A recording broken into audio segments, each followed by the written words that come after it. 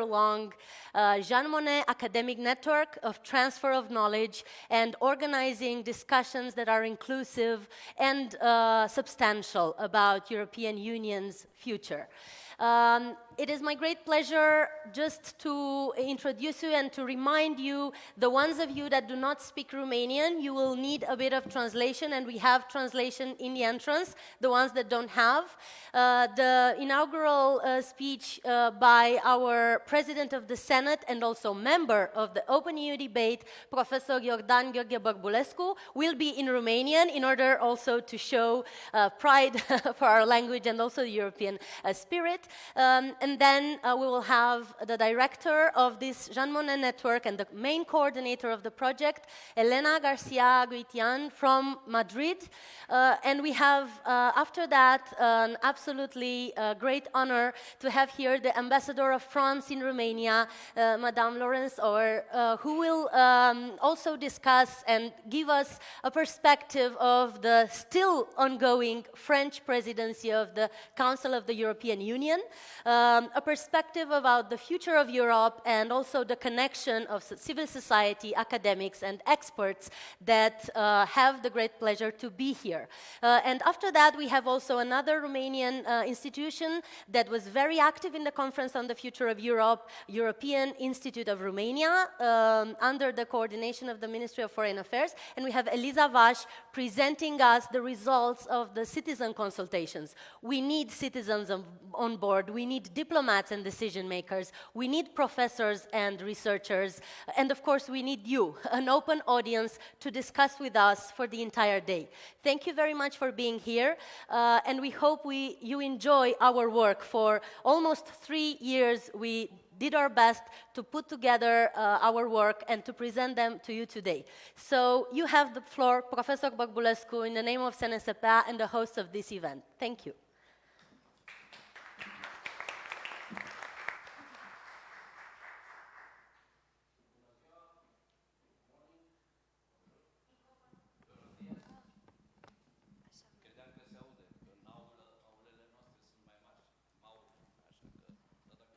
Microfon. Dar nu știu ce să-i fac. Bună ziua, good morning, bonjour, buenos dias.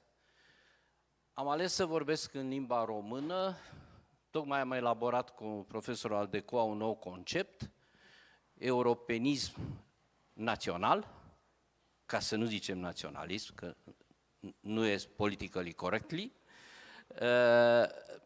pentru că este una din limbile oficiale ale Uniunii Europene și pentru că dacă aș fi fost la Paris, sigur, partea protocolară s-ar fi desfășurat în limba franceză, la Madrid în limba spaniolă și așa mai departe. Și atunci am zis, de ce nu? Și mai ales pentru că vă asigur că atunci când părintele român îi spune copilului că îl iubește, are aceeași semnificație precum atunci când dumneavoastră spuneți copilului dumneavoastră je t'aime, I love you, te quiero, etc. La fel cum atunci când îl ceartă, ca să zic așa, are aceeași semnificație. Deci și limba noastră este la fel de bogată și de frumoasă, sau mai puțin frumoasă, și recunosc și asta pentru că vreau, pentru situația în care sunt oameni care încă nu știu, să știe că suntem latini ca și dumneavoastră, sau în fine, în spate avem aceeași origine. Și atunci să vă zic câteva vorbe în limba română. Deci SNSPA-ul este o universitate specializate pe științele sociale, de altfel facem parte din consorțiul european al Universităților de Științe Sociale. Acum rectorul, care nu este prezent, după cum ați aflat, se află exact la Londra, la reuniunea consorțiului și evident că mesajul pe care îl transmit acum de aici încolo, restul a fost de la mine, este și mesajul domniei sale. Este o universitate tânără, în comparație cu țările dumneavoastră, unde universitățile cu tradiția 100 de ani, la noi, cele care sunt mai vechi, sau cam 150 de ani. A noastră are exact câtă vârstă are România democratică, pentru că s-a născut în primăvara de după Revoluție, ca departament în cadrul Universității București și în toamna aceluiași an, gândindu-se că e nevoie de o universitate care să pregătească noul leadership românesc, care avea alte obiective decât celălalt, pro-sovietic, pro-rus, etc.,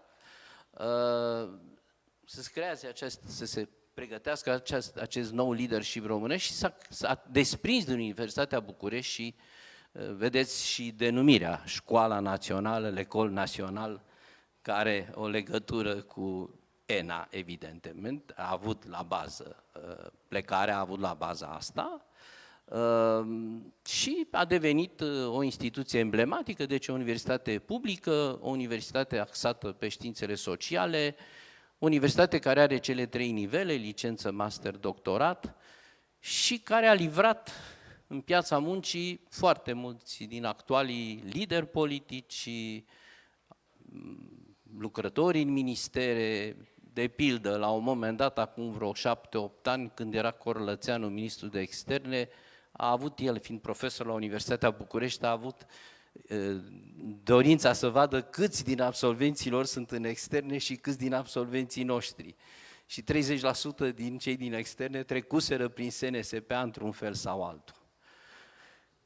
Suntem o universitate care are o activitate internațională importantă, suntem printre primii în tot ceea ce înseamnă de la Erasmus, Erasmus+, schimburi de toate. Acum, de pildă, în zilele astea avem din America Latină, avem aici 3 profesori din Mexic, avem din Asia, chiar dacă încă suntem așa aproape de începutul reîntoarcerii la noua noastră viață academică, în sensul că am început să călătorim, deja se simte asta. Legătură cu proiectul, o să vorbească șefa noastră, șefa proiectului, mai mult decât o să vorbesc eu. Noi am fost parteneri alături de celelalte 2 universități. Ne bucurăm că am lucrat în acest consorțiu. Miruna Troncotă, cea pe care ați și văzut-o deja, doamna profesoară, de fapt a dus greul proiectului, nu l-am dus eu. Am sprijinit din spate, dar nu l-am dus eu. Eu știu despre activități, știu că au fost reușite, sper să se fi îndeplinit toate obiectivele proiectului, de ce nu? Proiect interesant, a vorbi despre viitorul Europei întotdeauna e important, cu atât mai mult în acest context, când pare că Europa își pune sau se pune la îndoială viitorul ei, mie nu mi se pare, pentru că împlinind 30 de ani de când sunt, chiar în anul acesta împlinesc 30 de ani de când sunt în această mișcare europeistă și europenistă și, de ce nu, federalistă, eu mi-asum orientarea mea. I-am spus aseară profesorului Aldecoa, care este aici prezent și care o să aveți, sper, o plăcerea să-l ascultați în continuare. I-am adus aminte că ne-am cunoscut acum 30 de ani, pentru că dânsul este cel care m-a format. Atunci am făcut doctoratul cu dânsul, vă dați seama ce bătrân sunt dacă acum 30 de ani am făcut doctoratul. El însă a rămas la fel de tânăr, chiar dacă a fost profesorul meu de doctorat, și am amintit că ducem drumul ăsta împreună și împreună cu toți care cred în Europa, și Franța crede în Europa și Spania crede în Europa, evident știu asta. Nu degeaba am muncit în domeniul ăsta 30 de ani ca să știu lucrurile acestea, și președinția franceză a făcut tot ce a ținut de ea, atâta cât poate să facă astăzi o președinție, pentru că vorbim între specialiști și știm bine că de când cu tratatul de la Lisabona, care e un pas înainte fără discuție, din punctul ăsta de vedere, statele nu mai au exact aceeași marjă de mișcare cum aveau înainte de tratatul de la Lisabona.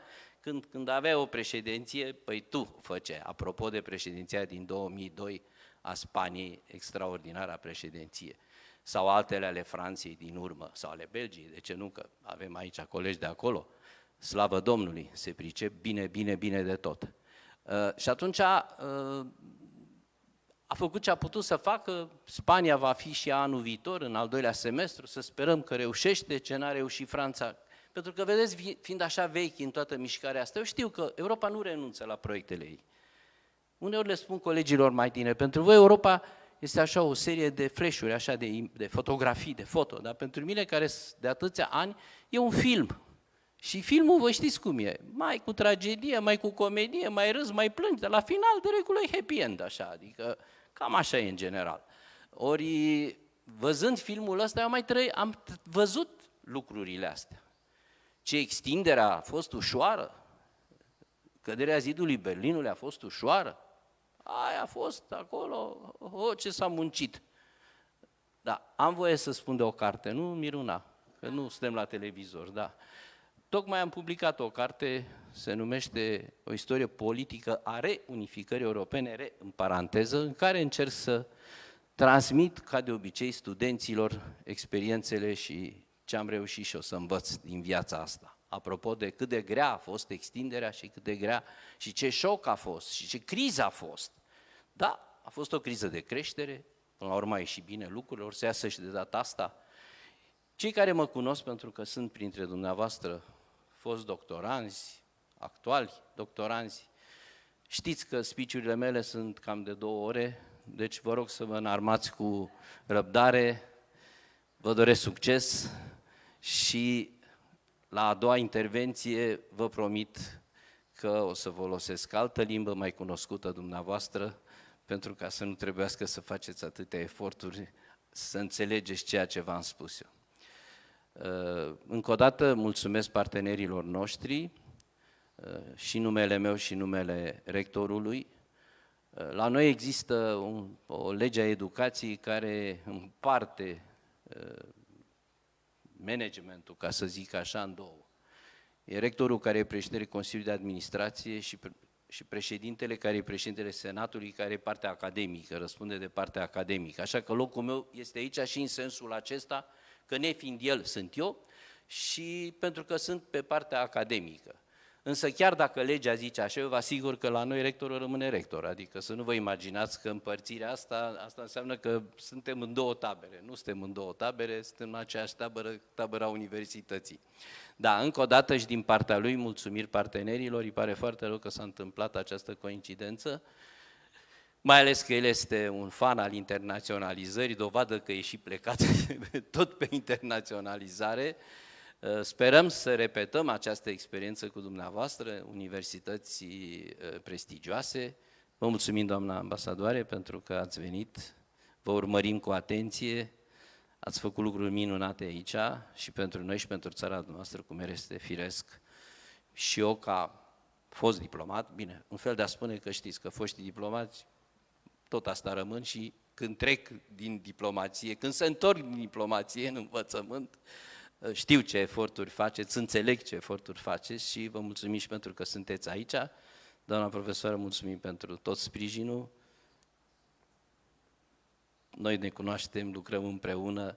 Apropo, să știți că foarte multe lucruri s-au făcut foarte multe activități din astea de promovare și de curând am fost la Biroul Parlamentului European, au făcut o conferință interesantă exact pe aceste idei, terminându-se conferința pentru viitorul Europei, bineînțeles, au făcut, biroul Comisiei, toate reprezentanțele, să zic, de asemenea face, apropo de, lucrăm bine împreună, am lucrat întotdeauna bine.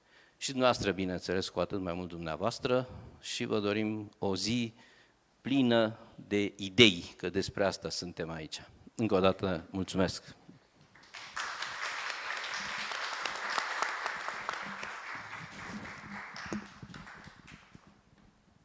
Hello, can you? Buenos días. Now I switch to English because I think not everybody can understand Spanish here. But we are going to have Spanish later, so this is enough, I think.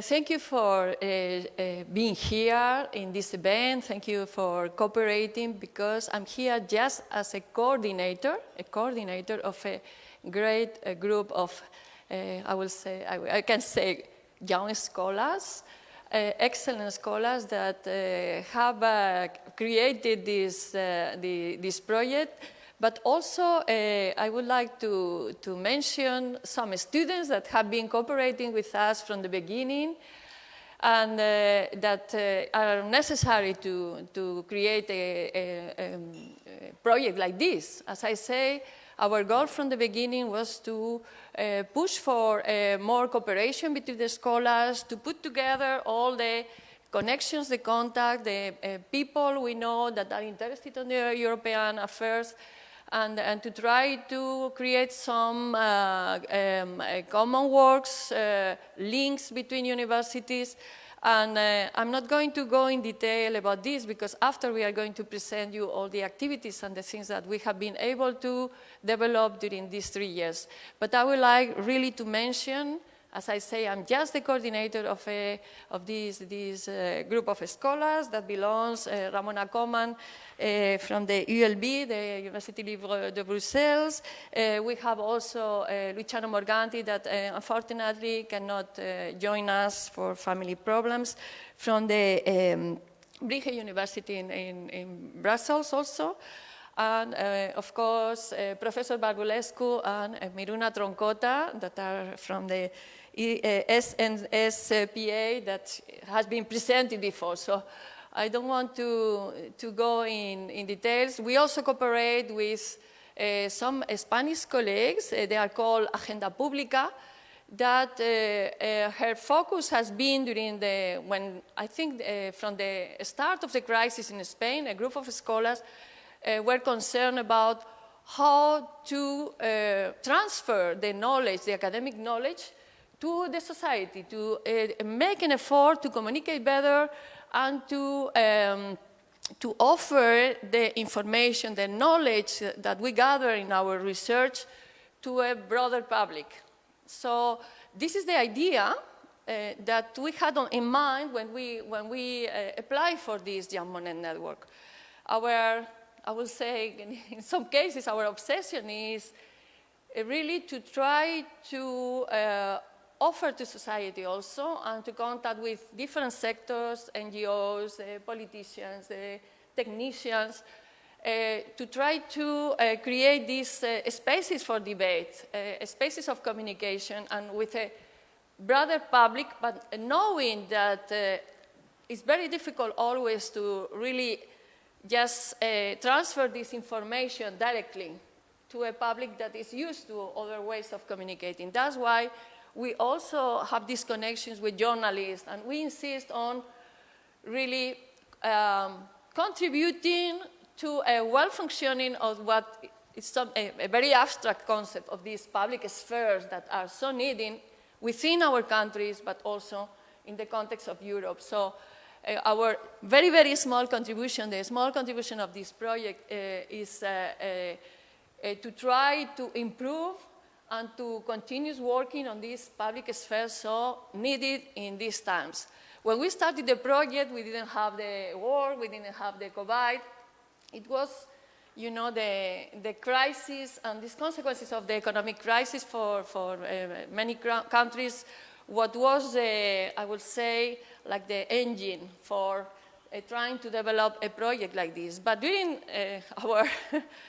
our trip, so many things have happened, so important changes have been taking place that also we have been able to adapt our activities. So we have participated on the Conference on the Future of Europe, and we have included in our topics things that were happening at the same time. And as today, that we, of course, in our final event, we cannot avoid talking about the war and how this is, in a very short period, how it's changing the stage of the European Union, but also what we were conceiving as, you know, at the beginning of the project, the future of Europe, that is I don't know if it's the future or if it's the changing present of Europe, no? So, just to start with our guests, that they have a lot of interesting and important things to tell us today, I would love to insist on the question that what we pretend to do is really not just to prepare a more academic seminar or debate, but also we are here tried to create a debate, to create some feedbacks between people that analyze and perceive and live these events in a perspective, from the institutions, outside the institutions, in the academic world. This is what is more important, and I think this is something that is very inspiring also for the students. The students have been from the beginning one of our worriness. We have cooperated with them from the beginning, developing different activities, and I say that, as I say, we are going to show them later on, so I'm not going in details, but for us, the future of Europe are our students. You know. We pretend to share some experiences. We have Bărbulescu just writing his book about all this life dedicated to these things. We will have this experience of Professor Aldecoa, but when talking about the future of Europe, we need to have our students and to involve them in these debates and these discussions and these perspectives, because they are the future. So I stop here, and we continue with today's activity. It's going to be a very intense day, so we are ready to listen these important things that our guests are going to talk about today. And we are really excited, and we thank them to participate in this event and to really contribute to these debates with us. Thank you so much.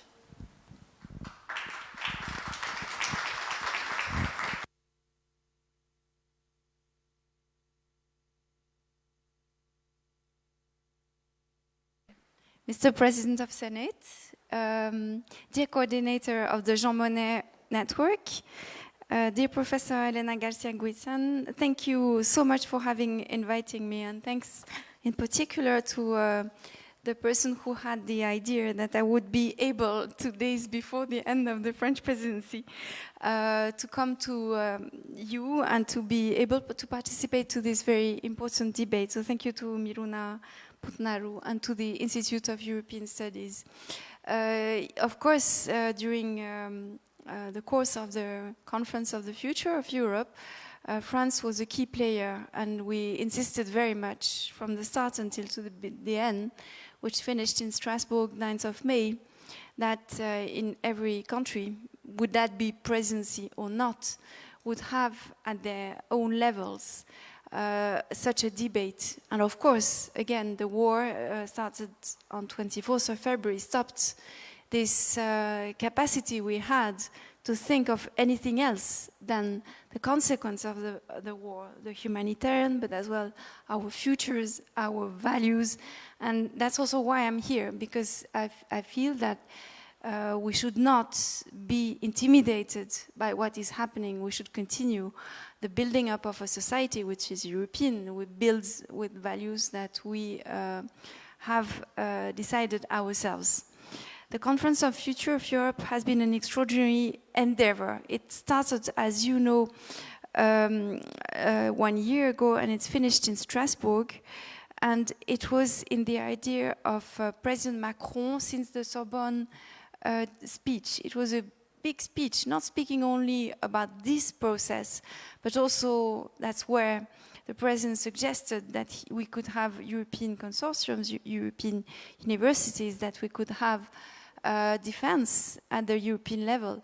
And I would say how much we did, not only in the last 6 months, but we did it all together. The idea of the conference, of course, was to stem the basis of a more democratic system. And the fact that I'm here in front of a students' university and Mr. President of the Senate with people who are going to represent the future of our elites, and here in Romania, for me, is very important. So by no way I could have missed this debate. With the Institute of European Affairs, we did other debates during the French presidency. I was very happy on March to have professors speaking about multilingualism. We don't feel that cultural diversity in Europe is a problem. We feel, on the contrary, that it is one of our assets. And each day I'm here, I listen to the way in Romania the younger population can speak several languages. I feel proud of what we did together. It's not only that we have brain drain, it's not only that we have problems, it's not only this, it is something we built together. Maybe to explain what was about the process, and to say that Romania was never very far on that process of the future of Europe. If you remember in Sibiu, it was during Romanian presidency in 2019, the very good ideas of a platform for more democratic Europe and the setting up of a declaration of Sibiu also helped very much to put the Conference on Future of Europe on its track. The ideas which went in this process were numerous. The idea was, of course, to discuss about democracy, broadly speaking, from April 2021 to May 2022. But it was also the,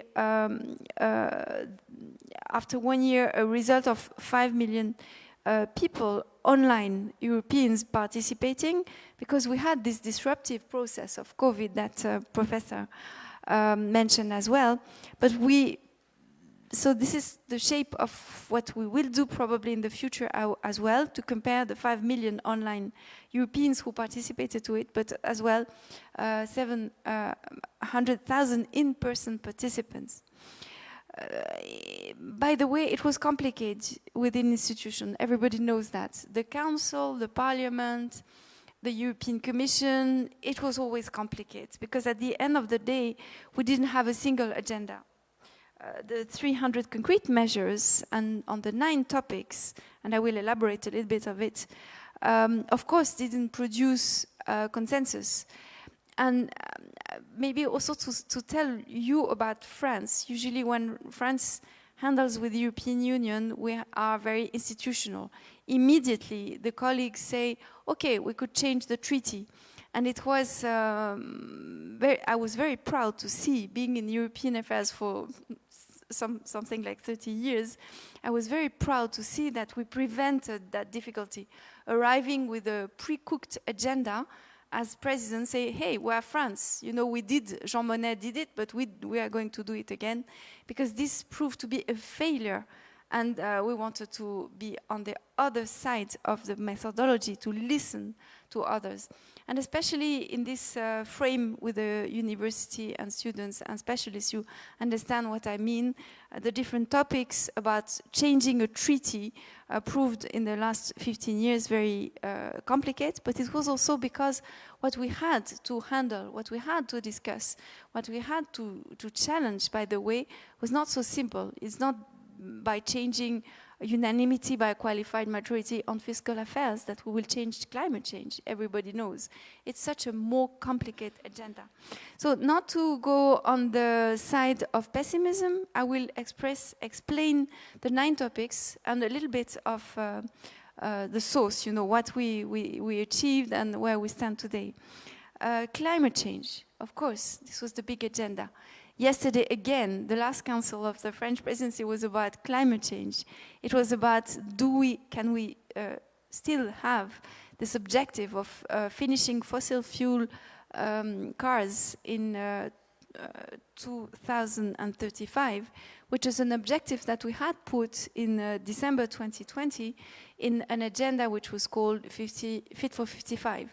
It was a very strange agenda because, first of all, European Council, which has no legal capacity, as you all know, it's a political instance, had fixed objective.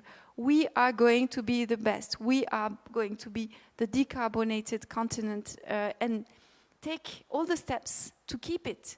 For instance, on the trade issues, to be preventing, this is the deforestation agenda that we had, and we almost finished, but also the commercial agenda, the trade agenda was almost as important, because if we take measures inside and we decide that, all right, all electric cars only and no more use of fossil fuels, first of all, the question is, are we going to manage? Of course, that's your question as well.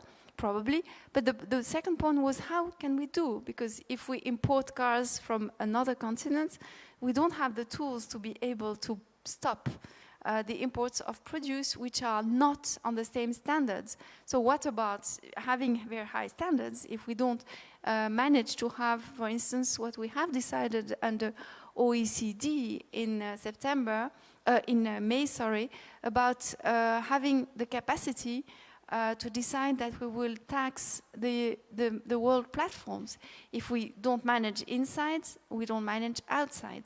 I would say that on this first agenda, the debate, of course, is open, and we wanted a positive debate. We wanted a debate of solutions. We didn't want a debate saying, okay, climate change is terrible, and we all are going to kill our planet.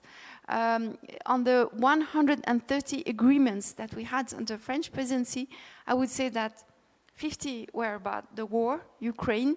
It was an immense challenge to have all those decisions. But the rest of it was the debate between European Parliament and the Council, and being able to tackle final decisions, not going only at the Council saying, hey, we have a political agreement and then nothing in concrete. I could mention, of course, the deforestation agenda that we manage, but also the two directives, DSA, DMAs, which are about the content on media and the platforms. On those aspects, we managed to have instruments which is external and internal. We are going to tax the platforms dealing with cultural contents. We are in cinema, theater, and it is so important that we can progress on the agenda. Another piece of legislation was what we call the regulation MASP. It was carbon tax at the borders, meaning that we would tax the products, I would think of aluminium or whatever, when they enter in the EU if they don't respect the same standards. This is a discussion which is still taking place at the G7, because as you know, it was there that the OECD took the decision, and in the EU we didn't manage. Meaning that now the climate change issue was a lot about food security and food. Sustainable agriculture, we all know that we approve all those packages, less intrants, meaning less pesticide, less nutrients, and these are the pieces of legislation should be implemented and apply. But how can the different member states do? And likewise, energy was a major issue in this agenda, because of course we know that that Russia took it as a tool, as actually a weapon, as they dictate the food with the agenda about grains coming out from Ukraine. Stopping there with climate change, but saying if I talked a lot about climate change because I think it was key from the beginning and it's key the last day. We will not finish just with this. We had on the health and COVID period this capacity of keeping united, identifying quickly the solutions. It was solidarity, meaning we put in common all the resources and we give vaccines. And we know that now, after COVID, everything is possible in the EU, thanks to political will, and that we could put things into the agenda, but also into regulations, directives, and etc. I don't know if I have to switch to social or to war, but war was another example. For the first time, we had this strategic compass, which is a strategic document, and we didn't disunited. We were united like we never did. The fact that we visited Ukraine with 5 presidents or head of prime ministers was also something we wanted so much. We didn't want this kind of period when things were decided between France and Germany, and not showing that Europe is composed of 27 heads of governments and heads of and presidents, and we always tried our best. I have to tell you that somehow we had some failures, of course. We had Hungary blocking one of very big piece of legislation. We had some blockages, of course, on other issues. Agricultures were tough. Of course, it was very tough on internal matters. Everybody knows it in Romania, but maybe you don't know. It was about finishing the Schengen reform and being able to accomplish the reform of Schengen and the same time then enlargement. We didn't succeed. It was about Croatia being sent for an advice to Parliament, and Bulgaria, which entered a very big crisis during the European Council, and Romania joining Schengen. It remained a big crisis. I cannot tell you more. The president said at the end of the council that they managed to levy the veto on enlargement of the Western Balkan, but unfortunately there is no longer any Bulgarian government. Maybe to finish with, I will talk about equality, social, and about youth, because on the 9 sectors, I could not elaborate on all of it, and I'm only speaking on the side of the Council, on the presidency, and of course we are now in a trio with the Czech colleagues, and then the Swedish colleagues. We were very crazy about an agenda of equality.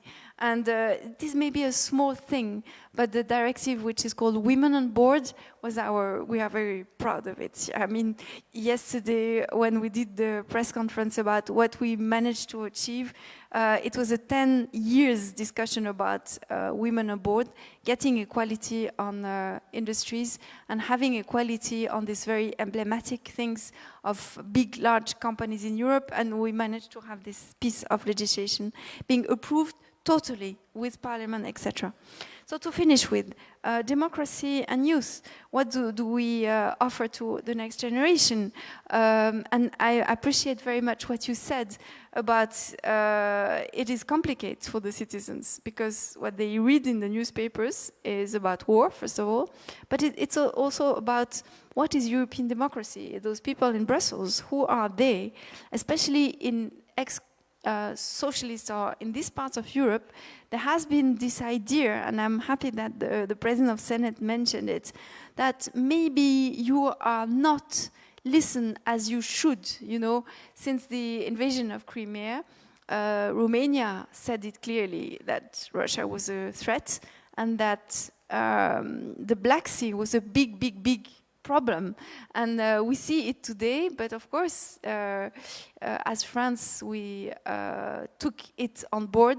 Since my arrival, I immediately occupied all the think tanks that was necessary to convince my authorities that this was at stake and it was not just a pure threat and that it could happen.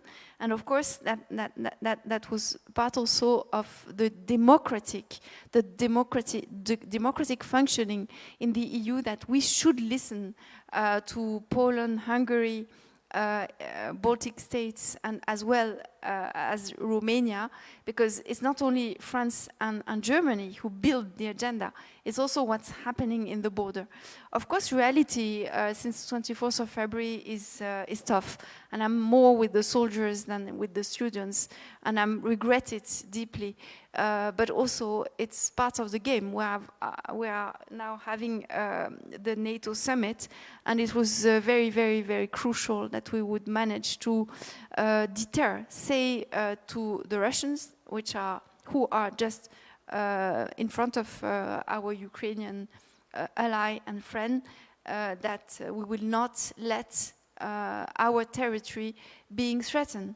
Not switching from one topic to the other, I will now finish saying a few words about what has been decided at the European Council about this issue. The issue is clear. We've seen that in all debates which are supposed to be democratic, and at the end of the day you have the European Council saying, okay, we open the convention and we change the treaty. This was not what we wanted to achieve. And here comes this new idea of what we call the political community. You know, by the way, when the President said it's when he mentioned that for the first time in Strasbourg, we had no mandate, and that was not the idea, because we didn't want to push the agenda. We just want, at the conference, which was closing the debate on future of Europe, actually to just stem little ideas for the future, to be able to look at the different elements of the agenda and to see how we would do it. So the European political community was the idea. Not to replace enlargement, not to replace our institution, but to include other agendas, including the agenda I was mentioning, carbon tax with our neighbors, discussing with the, as EU, with the larger continents. I would imagine that we could partner, for instance, on defense with other blocs or communities, not only dealing with trade, because that's what we're doing today when we discuss with India. We're not discussing at all, or with China, or with the US. We're doing trade. That was the first idea of the internal market in 1987, and that's what is at stake. And we have this agenda because we have this competence as a whole, but we don't have a broad economic discussion. The idea also is to partner with the candidates. We have two more candidates. Now it's Moldova and it's Ukraine, but we had other candidates. Yesterday night I was in a terrible debate with the Western Balkans representatives, and they are furious. Of course they are furious. They look at the agenda. Some of them, Northern Macedonia was a candidate country since 2005. It was what we were calling, we as diplomats, the Thessaloniki agenda with the Copenhagen agenda, meaning that step by step we were bringing those countries to the standards of the EU, getting them joining, like the last one, which was Croatia in 2013. And now Croatia is joining and looking for joining for Schengen, but we don't have the other countries of what I used to call the last war in the European continent, which is ex-Yugoslavia. So the idea of the European political community is as well this agenda, to be able to discuss, not to exclude or to say, okay, we are going to build a community, so you're not eligible for enlargement, but to create something in between, to be able to discuss that. The idea was not completely understood, I must say, considering the debate I had yesterday with the representatives in Serbia or whatever. They felt frustrated by the fact that they were first, but at the European Council there was a consensus on this strategy. Enlargement doesn't tackle every topic. We want a very open base on defense, energy, infrastructure. We have to define thematics which are structuring for the future, and we want to have a relationship which is on an equality base. And probably for Romanian students, it looks very strange that suddenly you have a French official saying, we want to be equal to you, because we were seen as one of the only country with the nuclear weapon to be able to answer Russia's threat. But that's how Europe is built, and we want to be part of equal partners. I think I cannot finish without saying that we were very proud in Romania to be integrated at each time of our last 6 months. I would say for the last 2 years, we didn't have misunderstandings with the Romanian diplomats. Maybe it's because they did ENA, and we have the political Collage juridique franco-roumain, which creates a basis when I meet Romanian diplomats, even if I don't know him. He's alignate, like he looks like me, you know, with the experience I have in European matters. So both diplomacies think that European affairs are important things, that we have to be technical, that we will have to work within the institution.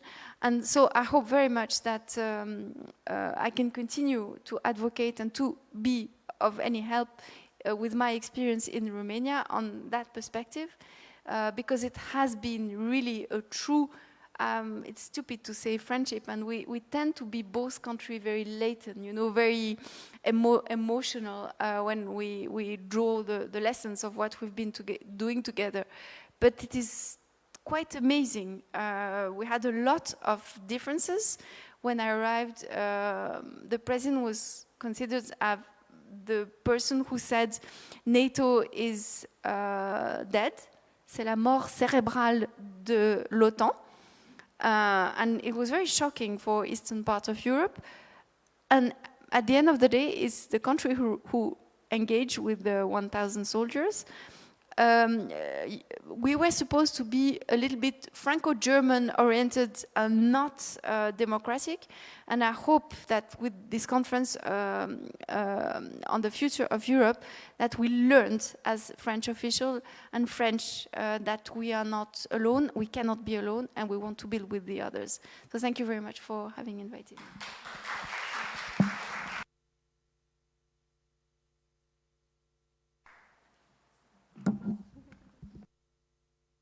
Thank you.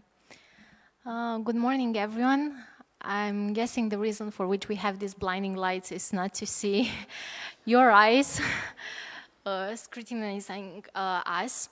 I'm Eliza. I work at the European Institute of Romania, and it's a real pleasure to take part in today's debate and to be able to present the results of the consultations, of the events that we have made with the Romanian audience. First of all, let me send the message of our Director General, Oana Mihaela Mocanu, who expresses her gratitude for the possibility to come here and present the results of the report that she has coordinated. I would like to debunk a myth that we often see in the public agora of European affairs. We live in bubbles. We usually say that to the debates focused on European themes, there are the same people that take part. We have seen in our events that it was not actually the case. We had youngsters, students, high school students, we had elders, seniors that were taking part in the consultations and expressing their views, firstly. And secondly, what does a bubble do? It travels, it doesn't stay in one place. So usually that information gets to reach other audiences. And we think that has happened also with the participants that took part in our events. I would like to express also the gratitude to the French presidency of the Council of the European Union for fostering this debate on the future of Europe and for closing it, actually, for reaching an end. I think in times when, and especially from 2020 till nowadays, when authoritarian regimes are gaining more exposure, when we see the democratic backsliding in the world, we have the European Union who's putting the debate and the meeting at the center of its relationship with the citizens. And yeah, definitely we can bring criticism, definitely there are things that can be done better, but we have this meeting that has been happening between decision makers, between the citizens, and ultimately the chance to express one's views regarding the present of the European Union and also the future. One specific thing that we have seen in the events that we have organized and concerning the citizens we have met in the debates was that it's really hard to talk about the future priorities and what is going to happen next, while also having strong vulnerabilities and sectoral issues that need to be tackled. For instance, we had 13 domains that were used in order to map the ideas coming from the citizens. And to each of these domains, such as digital transformation or climate change or agriculture, we could have, we witnessed the idea of the citizens, yeah, we want to contribute to that goal. So for instance, let's say the goal of the European Green Deal and of reaching climate neutrality by 2050, but we want to have the specificities of our national systems taken into account. For instance, in the case of Romania, that is still using coal for its energy mix. Another thing that has been mentioned in this case, we cannot aim for a full decarbonization policy while the general public doesn't understand the benefits of liberalizing energy. So we need to get involved more in that sense. In terms of digital transformation, digitalization, we spoke a lot about the fragmentation of digital public services here, and to the fact that many local authorities have managed to improve their communication with the citizens and also adopting, let's say, European standards in this sense. But it depends a lot whether you're, for instance, in city that has a very well-developed system in this case, or if you're going to a comuna, to a commune, and addressing the local authority from that part. Another thing that has been mentioned heavily in the debates focused on digital transformation is the need to work on developing the digital competencies, the digital literacy, the digital abilities of the citizens. Starting from the youngsters, we often have this stereotype that young people have been born as digital natives and they must know for sure all the platforms to work with. But it's not the case, and there are huge discrepancies between the rural and the urban areas. And then we also have to look at the people who are above 40 years old that are coming in contact with enormous quantities of information and also digital public services, and they are not aware how to access them or what are the benefits that this transformation can actually bring to their lives. We had a debate on agriculture, and it was organized right after the war started in Ukraine. One of the first things that has been said in this debate was regarding the security of the food chains. So what is going to happen in terms of food security? How are we going to ensure the food necessities not only Romania needs, but the whole European continent? And we have seen in the ideas expressed by the citizens that is often this idea of not thinking just to oneself, but thinking about the whole European continent and how we are connected to each other. Regarding the strategies that we have in this sense, for instance, decreasing the use of pesticides. It was mentioned, yeah, we want to contribute to the farm to fork strategy and to achieve, let's say, higher levels of organic farming, but we have studies that show that if we decrease the level of pesticides, we are also going to decrease the level of our cultures. What do we gain from it? In some cases by 20%. Also, another important topic that has been approached in our debates was on the transatlantic relationship. And I think this is one of the added values that Romania brings at the European level, always talking about its two families.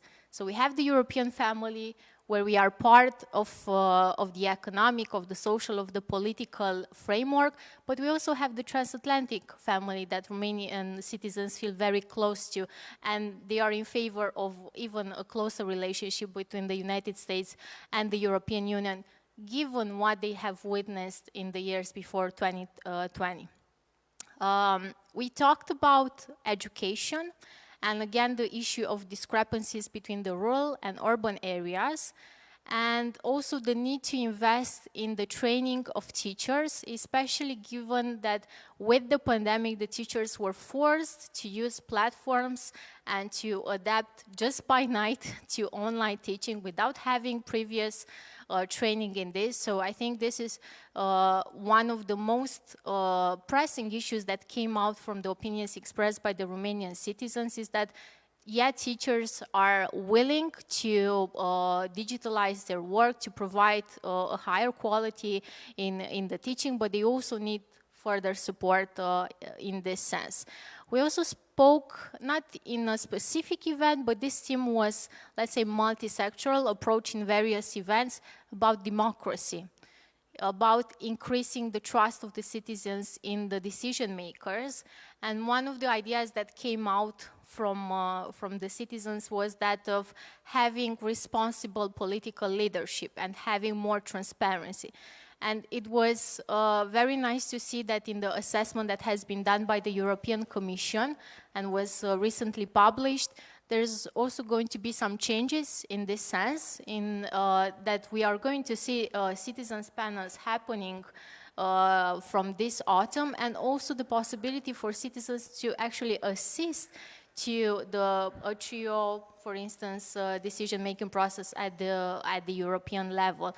So this was, I think, one of the most important things that have been addressed in the debates that we have seen. And we saw a moderate optimism between among the Romanian citizens, especially those who are above 35 years old.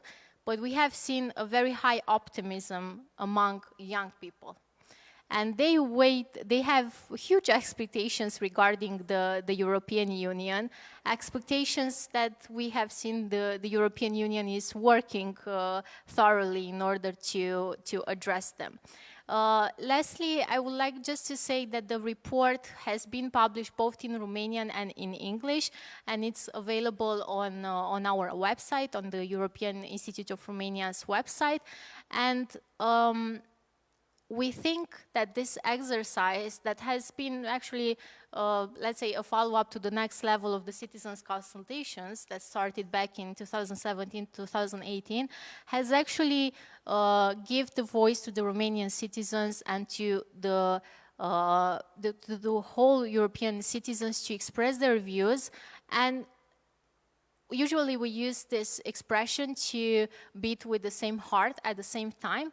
I think now, with the exercise, with the transnational deliberative exercise that we had, it was thinking in the same time about the European issues that have an impact or will have an impact on all of us. So thank you so much to Miruna for organizing this debate and for the possibility to present in very brief the results of the report, and we invite you to read it on our website. Thank you so much.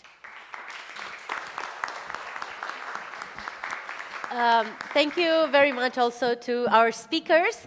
And now we will take just 2 minutes to rearrange a bit the place, because we want to be proud with the results of our project and to present to all of you the results of our project. We will also have a nice PowerPoint. So please join us, and I will invite my colleague Luis Buza Garcia, who will coordinate us in presenting the main parts of our project. As everybody here joins us for the final conference, we now want to tell you what was the story of the 3 years. Luis, zice să rămânem.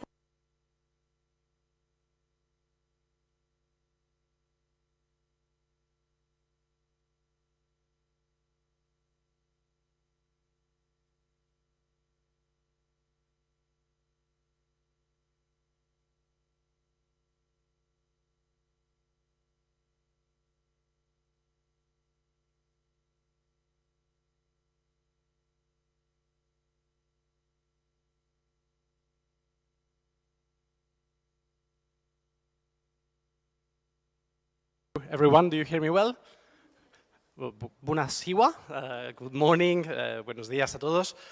It's a great pleasure to be here. Thanks, Miruna, thanks colleagues at the SNSPA for the organization of this fantastic event, and thanks to colleagues who are here also to share the presentation. Basically, what we want to do is tell you what we have done, but not so much only to be proud, which is important, and we are proud of what we have achieved, but also to, I hope, to introduce the method that we have used, because when we started this project, it was all about realizing how much knowledge about the European Union or universities across Europe or specialists in European studies have, and how little and how difficult it was to translate this type of knowledge in public conversations about Europe. And as we started discussing yesterday evening, and as I hope we will continue today, we are, not only us, of course, we as a collective of European studies, European institutions, we are discovering new methods of communicating, of discussing with citizens. So what we want to present is what method we have followed in OpenEUdebate and what we think we have achieved in terms of ideas of how we want to discuss things with you. Sorry, this is an ugly slide. It's the only one that I'm going to bore you with a lot of data, and then we will go into the funny part.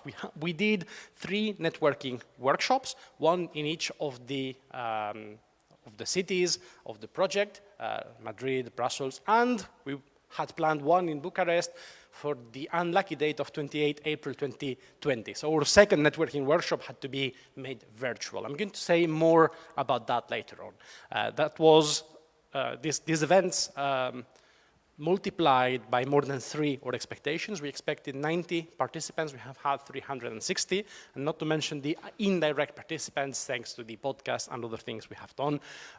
We are having the second international conference, the presentation of the project. The first one was organized by Professor Ramona Coman at the ULB in Brussels. I'm saying more about that later on. And the second one and final one is, of course, today. We have had 8 teaching events in the different universities, where we have had 925 students participating directly, and where we have also, and this is part of our method, we have translated some of the results of this teaching into the institutional machinery and also published some of these results for the general public, hence the indirect participants. And we have had 15 research events, academic panels and so on, research meetings. We have had very recently a specific workshop on dissemination of research for early career researchers, again with results in terms of attendance that are beyond our initial expectations.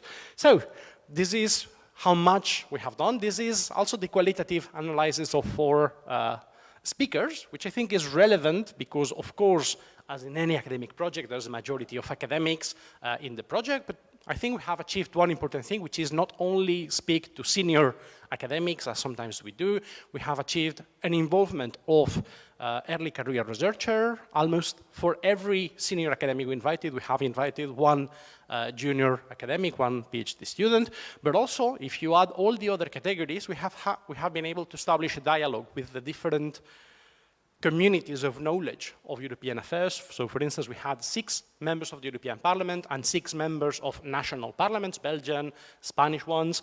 We have had 4 commission high-level officials, 1 commissioner, 1 former commissioner, 2 directors generals, but we also had 3 national high-level officials, His Excellency, the Ambassador of Montenegro, and of course we will update our data to include Her Excellency, the Ambassador of France in Romania.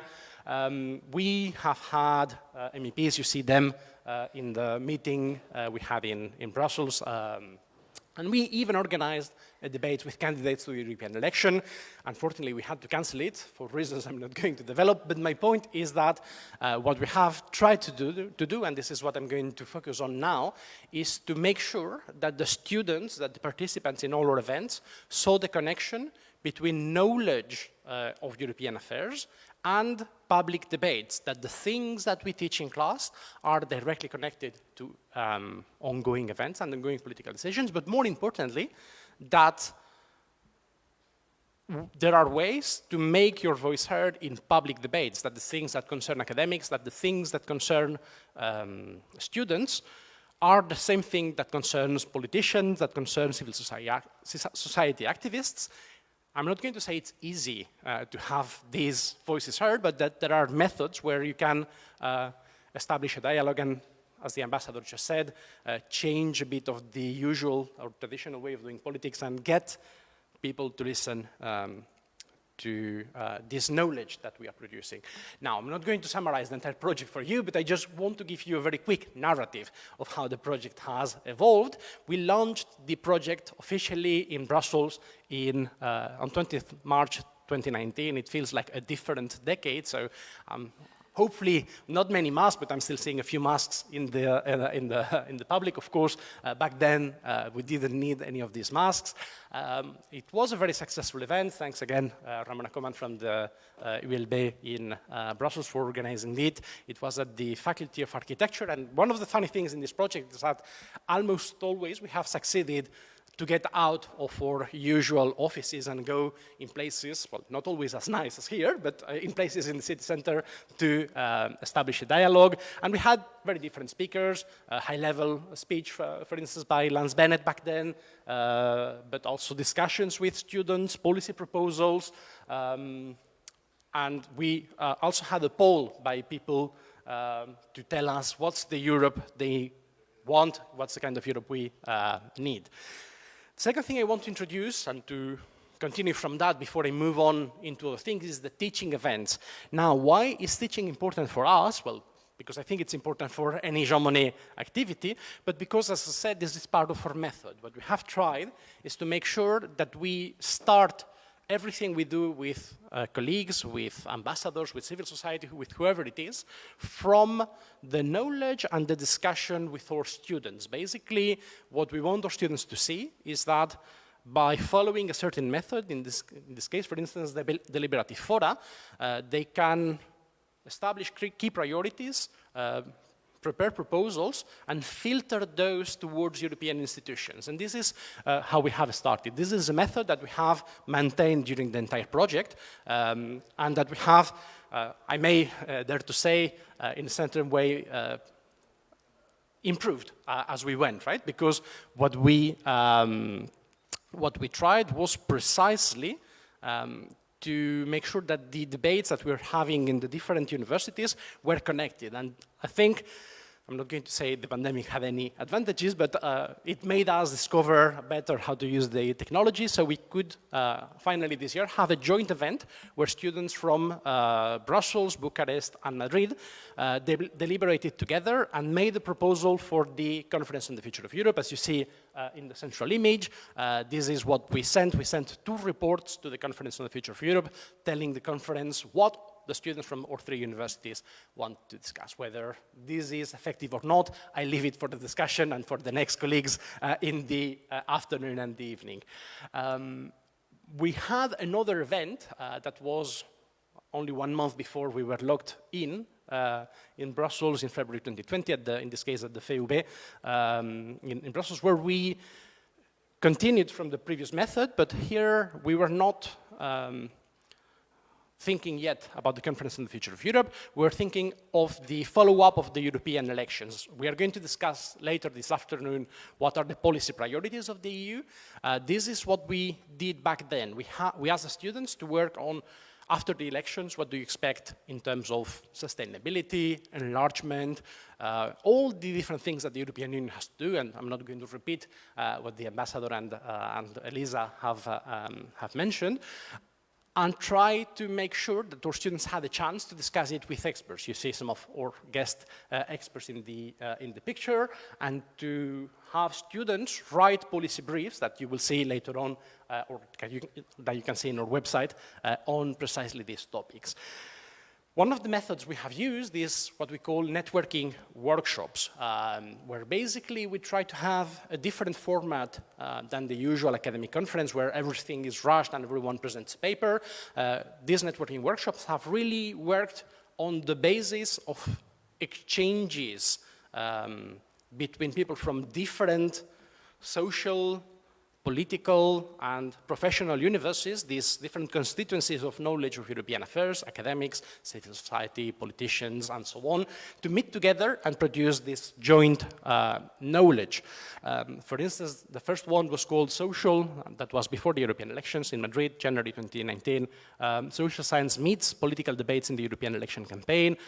You will see You will recognize some of the faces later on. Professor Wisnes, for instance, is there. This is the Centro de Estudios Políticos Constitucionales in Madrid, where we had a very interesting debate on what we expected about the European elections. We tried to follow it up with a debate with candidates to the European Parliament in Madrid. As I said, in the end, we couldn't realize it, but I think it was at least a good exercise that we tried to set the agenda, that we had a debate with academics, with students on what are the main issues coming up for this election, and then we try to present it to the politicians. I'm going to be a bit mean.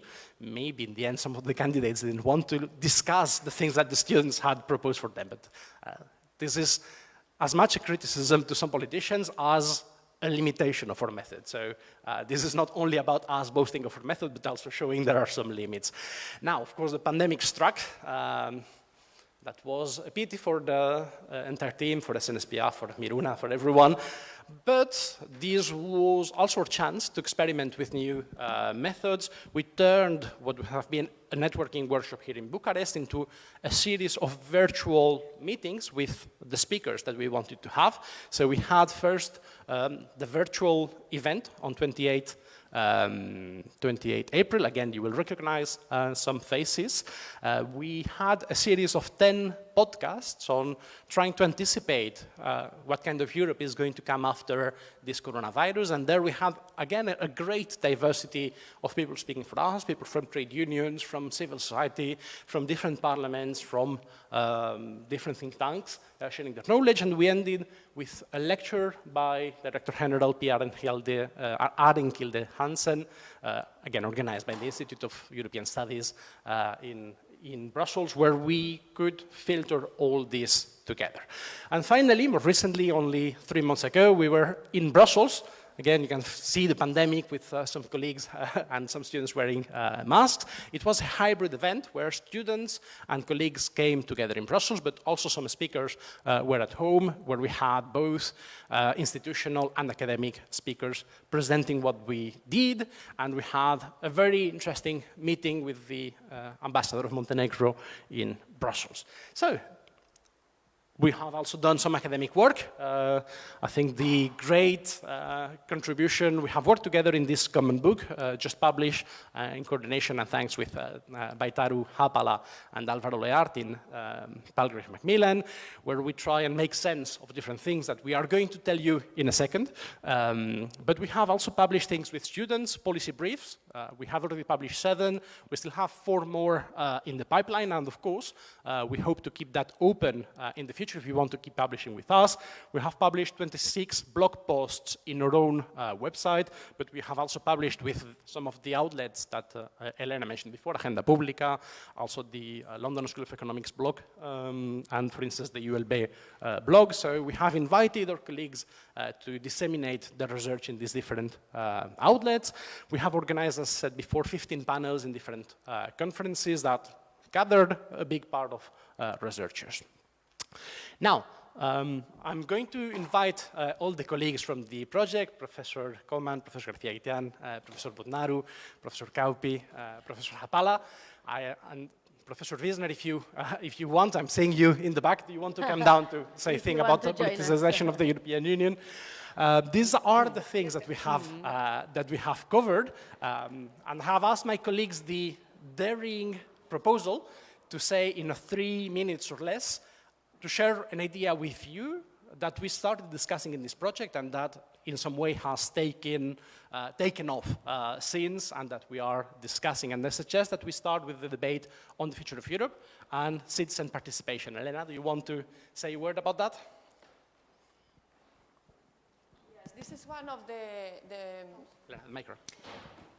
Microphone, because we have live streaming. Okay, yes.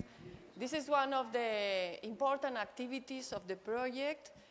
Before they organized the conference on the future of Europe, maybe because I'm a political theorist, we started to organize a reflection with the students on the future of Europe, but using what we call deliberative methods. So in the Conference for the Future of Europe, they have tried to develop these methods, deliberative methods, to organize events at the subnational level, national level, and also these famous citizen panels that we can talk a little more in detail about them.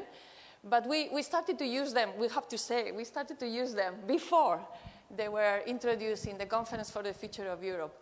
I think this is a very, very important activity for our students because it is a way to using the ordinary contents of our subjects, what we teach to them, but also to make them reflect on them and to think as citizens and sharing this knowledge and experiences with other students. So we have been celebrated what we have called a deliberative forum since the beginning of the project, but of course in the last year, the past, it was in November, we used it to actively develop an event that was formally submitted to the Conference for the Future of Europe.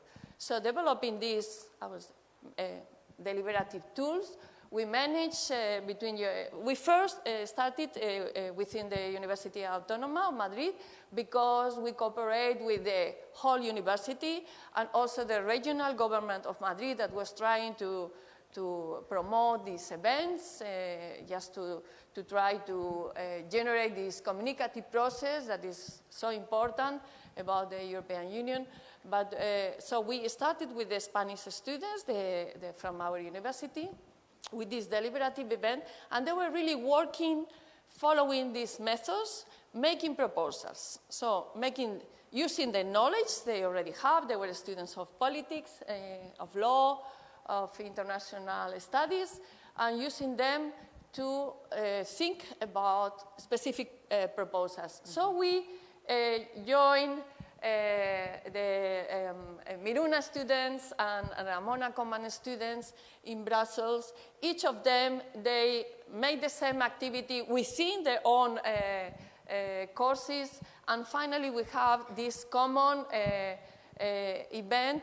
We prepared 2 online sessions, so it was good to have this technology to be able during the pandemic to make this coordination between students from different universities, and also we submitted them to the conference as really real formal events. I think it was a success.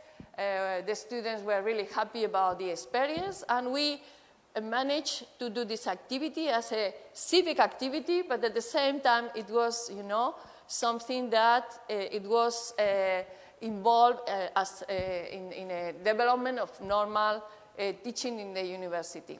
It's a kind of more innovative docentship, we call it like this. You can have the information in our webpage. We have published the reports. We prepare the formal reports that we send to the conference. And our idea, of course, is to continue with these activities, because if they don't have a continuity, they are like just anecdote, and they are not so useful. Thank you very much, Professor Guitian. And then I'm going to ask either Ramona or Miruna to tell us about the rule of law, because as Elena mentioned, students discussed 3 things in these deliberations. One of them was citizens' participation. The next one is rule of law. Professor Coman, do you want to comment? Yes, thank you very much. So I'm representing here the Institute for European Studies of the Université Libre de Bruxelles, and we worked on the rule of law for 3 main reasons. So in my 3 minutes, I will say why, what, and how on the rule of law, of course. So rule of law at the center of our project. First of all, why? Well, because this was related to my research area and my research interest, but also because, as we all know in this audience, the rule of law is under strain, not only in the European Union, but also in the world. So since 2010, we have seen a number of changes in many EU member states, not only Poland and Hungary, which are all very often given as examples, but also in other places. So this was one of the reasons. And another one, which is important, and I have to say it here again, is that at that time, in parallel with OpenEUdebate, which is a Jean Monnet network, I was also coordinating my Jean Monnet module, which was devoted precisely on the rule of law. The project was titled The Rule of Law in European and Global Governance. So this is why, the wide sides. Then what we did is, of course, we try to explain and understand, and this is our role as academics, right? To explain, to shed light on what happens. So explain and understand what happens, why is the rule of law important, what are the challenges in different member states, and what is the EU doing on that? And it was a very interesting discussion with students, because we started with the assumption that we all need the rule of law, but the students challenged me, asking me, should the EU, asking normative questions, should the EU promote its own values? So it was a very, very interesting discussion. In addition to trying to explain and understand, it was also a debate about normative dimension, what should we do? So this was also a part of the discussion, initially only with students from my university. So what we did was to try to understand what the EU has been doing with regard to the rule of law, all the tools which has been designed over the past 10 years that we all know here, from the rule of law reports, Article 7, and the rule of law dialogue in the Council, and now more recently rule of law conditionality. The idea was to understand what is the nature of those tools and why it was so difficult for the EU to react and to do something, why EU institutional actors have been very, very slow to respond to those challenges.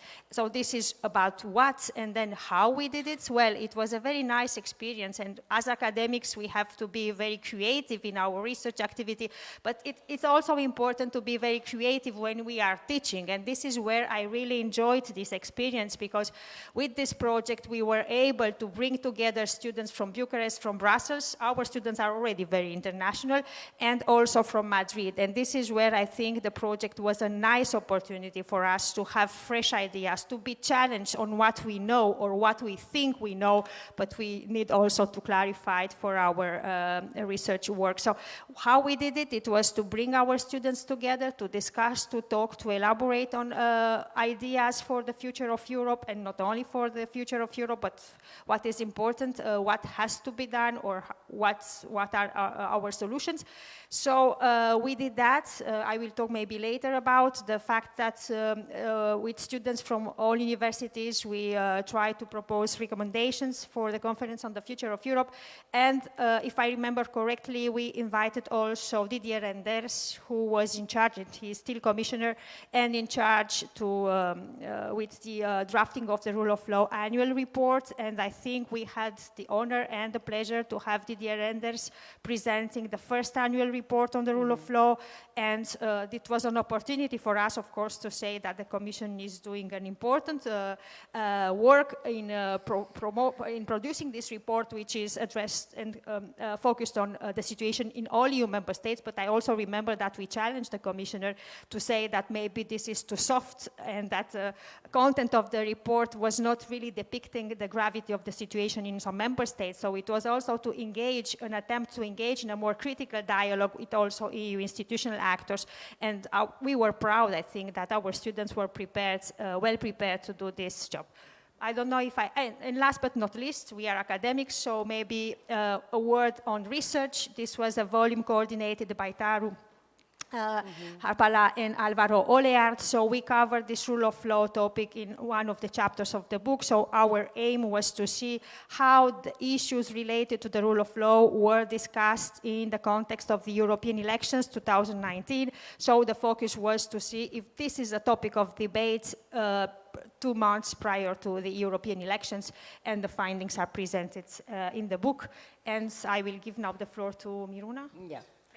I hope my mic is going on. First of all, I wanted to apologize, and we all want to apologize, because we are a bit with a delay because we started later. So bear with us 10 more minutes before the coffee break. I will not use the 3 minutes, as I want to hear our guests. You will meet me in the evening, and I will talk a lot about EU's role in the world. That was this is my specialty: EU foreign policy, European affairs and security studies. And in SNSPA we have several master programs specialized on that. So some of the students that are right here in the hall and that are greeting you took part in our deliberation discussing about what is EU's new geopolitical role, right? As Mr. Borrell already announced when he started, when the new commission started, that it's going to be a more geopolitical EU. What did that mean? And of course, all of us in SNSPA reflect on this topic, and me personally, with my students, we discuss about the role of Western Balkans and Eastern Partnership. So our activities were very similar to what was already described, and we focused on EU's role in the world. And you can enter our website, OpenEUdebate.eu, where you can find students' policy briefs on exact this topic. Taru, please.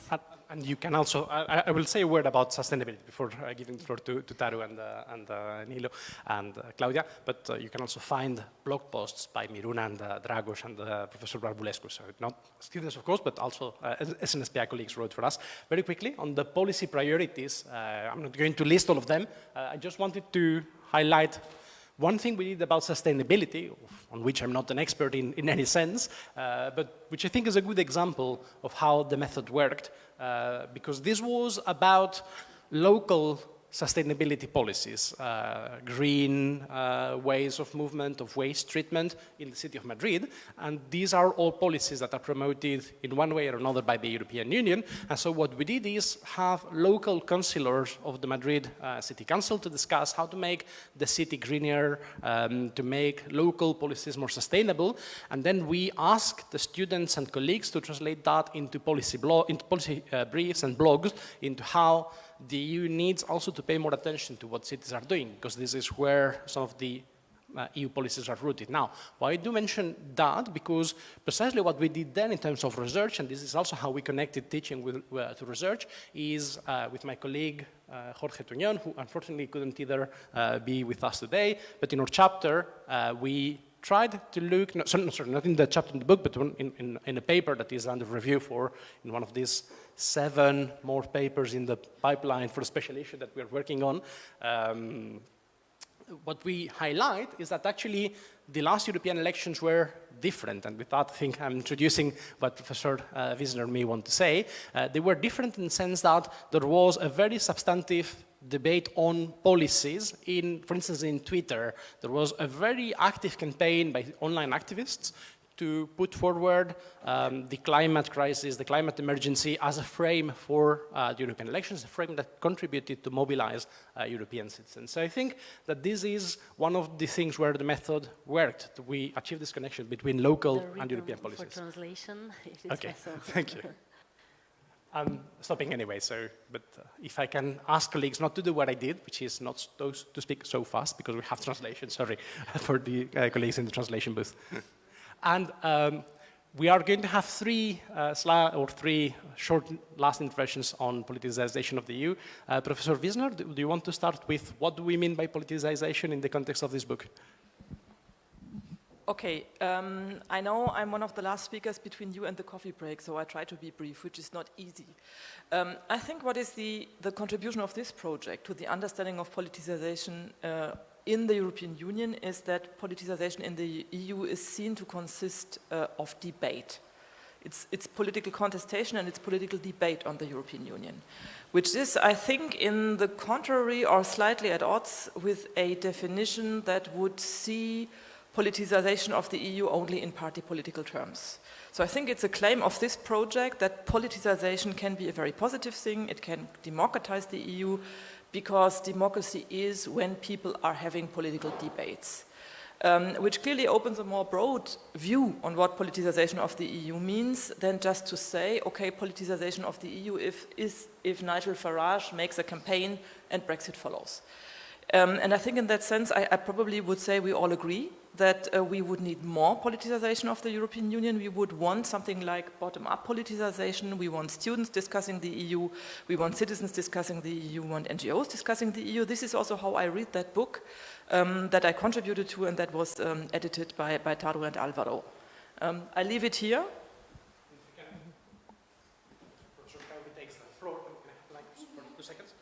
Just to quickly introduce also our scientific committee that we didn't introduce before. You see the 3 of them in Madrid. That was before the pandemic. It's very small, but Nilo, you are there, Claudia, you're there, and this is Hans-Jörg, who couldn't join us. Elena is on the left, and Luciano Morganti, who couldn't come either, so they are greeting you. They couldn't be there, but precisely this panel was on to what extent did European elections in June 2019 were different? And this is precisely what we asked Professor Kauppi to mention. So Professor Kauppi, Professor Wiesner, and Professor Trenz are not, their universities are not members of the project, but we invited them to individually join our scientific committee, which they kindly did to support our research. Thanks, Nilo. Yes, hello. I didn't recognize myself on the picture there, but I am there. That was in Madrid a few years back.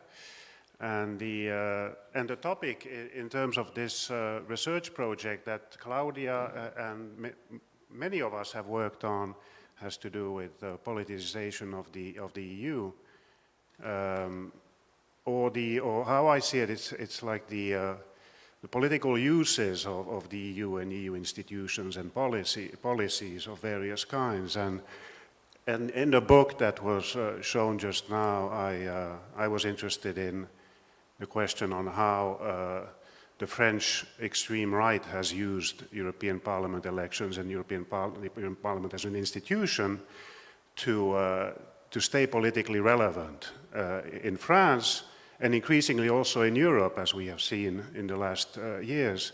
So that piece was written a couple of years ago, but since then we've had the COVID and the Ukraine episode. So this is the difficulty of this kind of research, is that the landscape changes all the time. And instead of naming the piece, the European rescue of the Front National, now it could be the Russian rescue of the Front National. With all the financing that has come out. Of course, researchers have known this for a long time, that Putin is actively sponsoring financially these kinds of parties in all European countries. However, the difference is that the financial support has to be separated from the political support, and in this sense, perhaps in a sort of counterintuitive way, one could say that the EU has saved the Front National in the sense that it offered a political seat for its leaders for a long time, Jean-Marie Le Pen and then Marine Le Pen. And now we had in 2019, they have now, the Front National has now, the Rassemblement National today has 23 MEPs, and in the parliament elections a few months back, it won 89 seats in the French parliament. So this is very worrying for many to see what will happen exactly, and we have to follow closely, developments in the future. Thanks. Thank you so much. So let me just briefly summarize the book and the aim of the book, which we have heard from our members who contributed with chapters. We also had some invited authors. So the book, Tracing the Politicization of the EU, it's basically presenting a politically aware conceptual approach to politicization. In recent decades, there has been a lot of EU studies, scholarship on EU politicization, and we wanted to explore the concept of politicization from different perspectives. So there are contributions in the book from different, providing different insights of different actors in local levels, in EU institutions, but also national newspapers and social media. So different actors, different ways of contributing with politicizing strategies. So this is the purpose of the book, to look at the different levels, the different actors, the different narratives, to contribute not just the scholarly but also public debates about the EU politicization and the concept of democracy. What is democracy in these different aspects of politicization? So I leave it at that. Thank you very much. So we apologize once again. We will have a 15 minutes delay. So please enjoy the coffee break and come back by 12 when we will have the opening keynote speech and the wonderful discussion of Professor Aldecoa Luzárraga and Iordan Bărbulescu. So we will start at 12 and hopefully we will recuperate in the lunch break. Thank you and join us for coffee.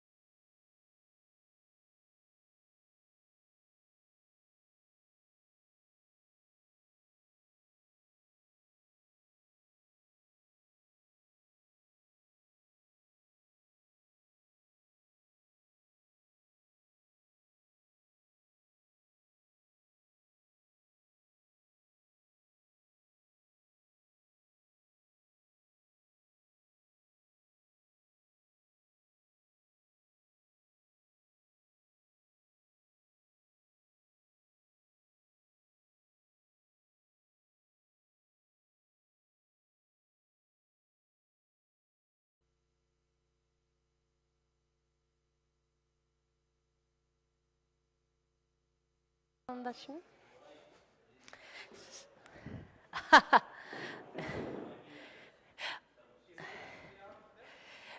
it's also about the lighting and the filming. For the live streaming will be a bit difficult, but can we stop the air conditioning or make it lower a bit, because the guests have some.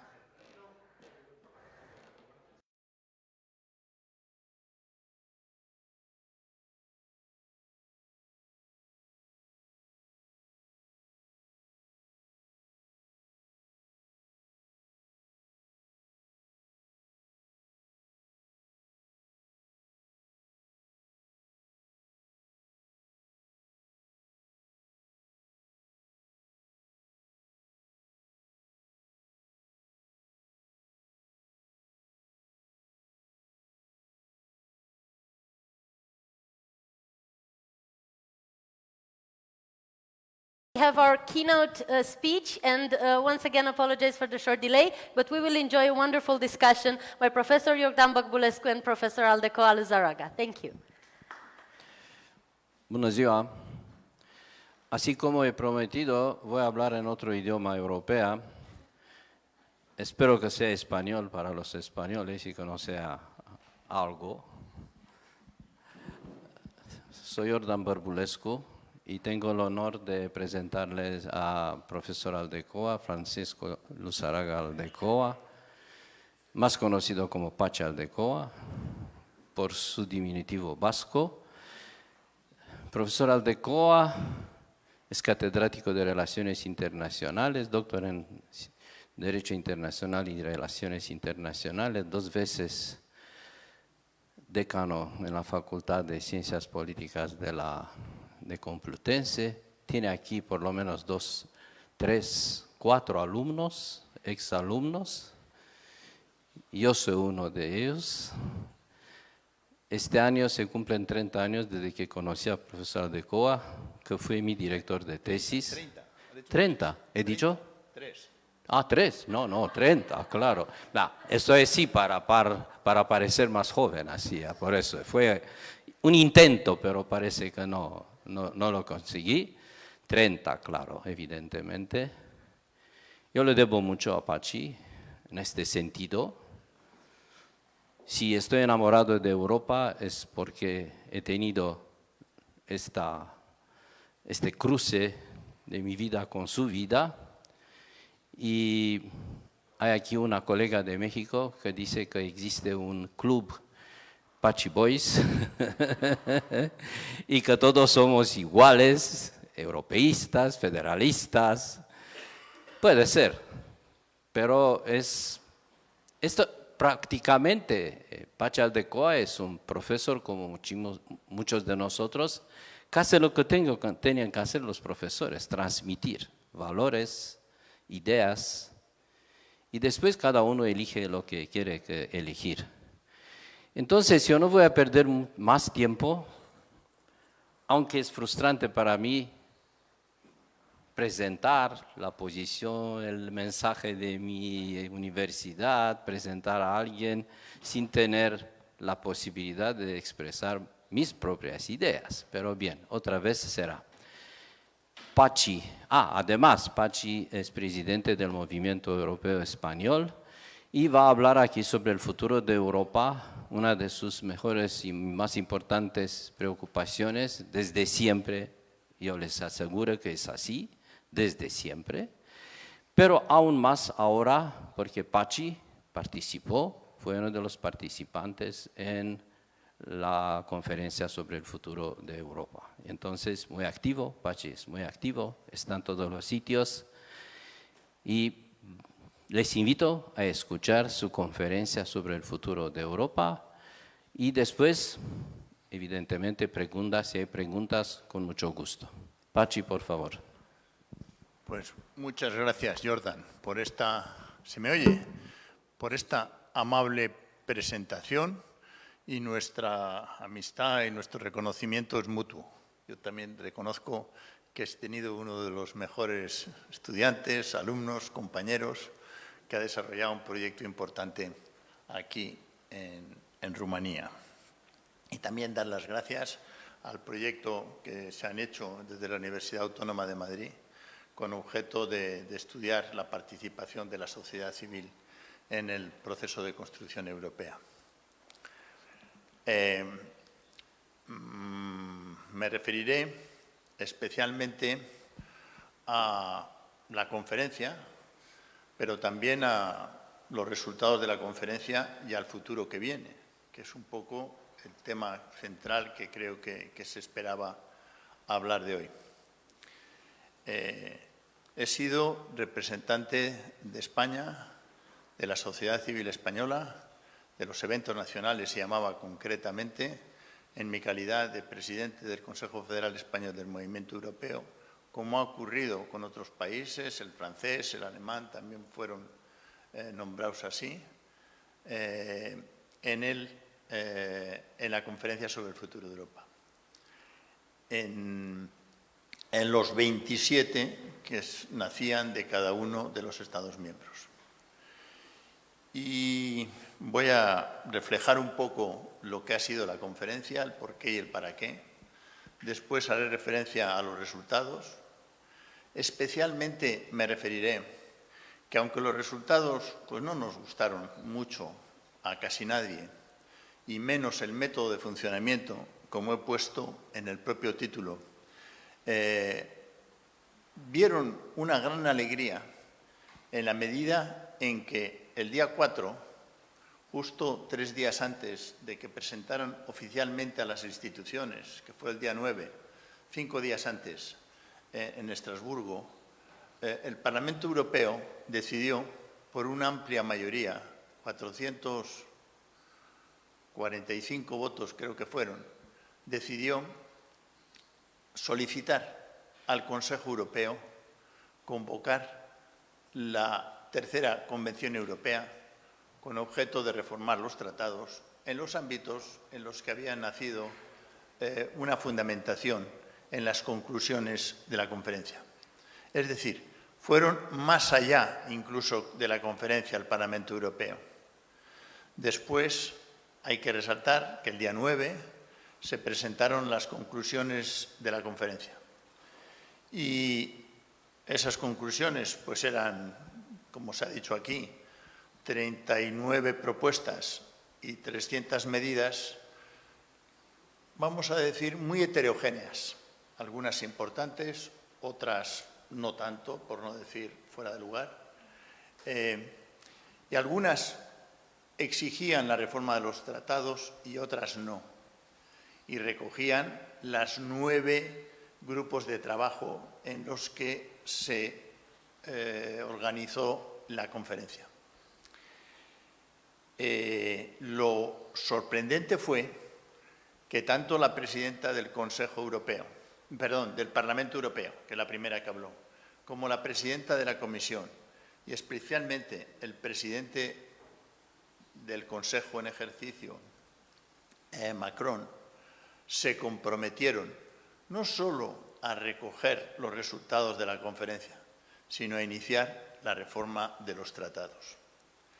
Especialmente emotivo fueron las palabras de Macron, tenía 5 minutos, estuvo 35, y donde, además, cada poco que hablaba le aplaudían con fuerza, los 600 o 700, estaba el pleno del Parlamento Europeo en Estrasburgo abarrotado, con representantes de la conferencia y con otras personas que estaban allí. De tal manera que tuvo una fuerza, un apoyo enorme. Y en esa elocución, él defendió que había que tener 2 instrumentos para la construcción europea. Uno primero era la profundización de la Unión Europea a través de las reformas de los tratados para reforzar la soberanía europea. Habló de soberanía estratégica, de soberanía política, soberanía. Le dio muchísimas vueltas, en donde entendía que el paso fundamental que había que dar, además de ampliar a nuevas competencias, era cambiar el procedimiento de decisión y, en todo caso, que desapareciera la unanimidad, especialmente en el ámbito de la política exterior y de la fiscalidad. Insistió muchísimas veces eso, en esta idea. Él no se refirió a la palabra federal, como habían hecho la presidenta de la Comisión y la del Consejo. Una alemana, la de la Comisión, perdón, y la del Parlamento, y la otra de Malta, pero que aceptaban plenamente el que había que dar un paso en la lógica federal. Él no utilizó esa palabra, pero el concepto era claro. La Unión tenía que profundizarse, tenía que ampliar las competencias, tenía que decidir de otra manera y tenía que desaparecer la unanimidad. No habló, como se ha dicho en algunos medios, de que había que pasar a la mayoría cualificada. No, en unos casos a la mayoría cualificada y en otros casos a un procedimiento que se adopte. Por ejemplo, en política exterior no se pretende que sea mayoría cualificada. Solo hay 5 o 6 fórmulas que se han presentado, que no voy a entrar en ellas. Y además habló de un segundo instrumento. Se refirió a la Comunidad Política Europea. Él dijo, al hablar del momento en que se tenía que integrar o no Ucrania, que lo que hacía falta era hacer una comunidad política europea, en donde se incorporaran los 40 estados democráticos de Europa. Especialmente hizo referencia a Ucrania, hizo referencia, aunque no dijo el nombre, del país, del estado que acababa de salir hacía 2 años, e hizo referencia, creo recordar, o a lo mejor lo hizo después en una entrevista que le oímos, a Turquía, entre otros, y a todos los países vecinos, a los países que han solicitado la adhesión, a los Balcanes, etcétera, etcétera, etcétera. Él dijo que esa comunidad política europea tenía el objetivo de ser un instrumento confederal. Es decir, la palabra federal no la dijo, pero en el caso anterior, pero se daba por hecho, porque iba a tener elecciones en Francia una semana después y la palabra federal debe estar medio prohibida. También en España tiene sus pegas, pero en Alemania está bien vista, en Italia está bien vista y en otros países está bien vista. Ahí explicó que era confederal, que por lo tanto las decisiones se tomarían por unanimidad, que tendría carácter económico, que tenía algunas decisiones políticas, que tenía transportes, energía y no sé qué actividades más. Que, por cierto, en el Consejo Europeo del 23 se vuelve al asunto. Ese fue el acuerdo.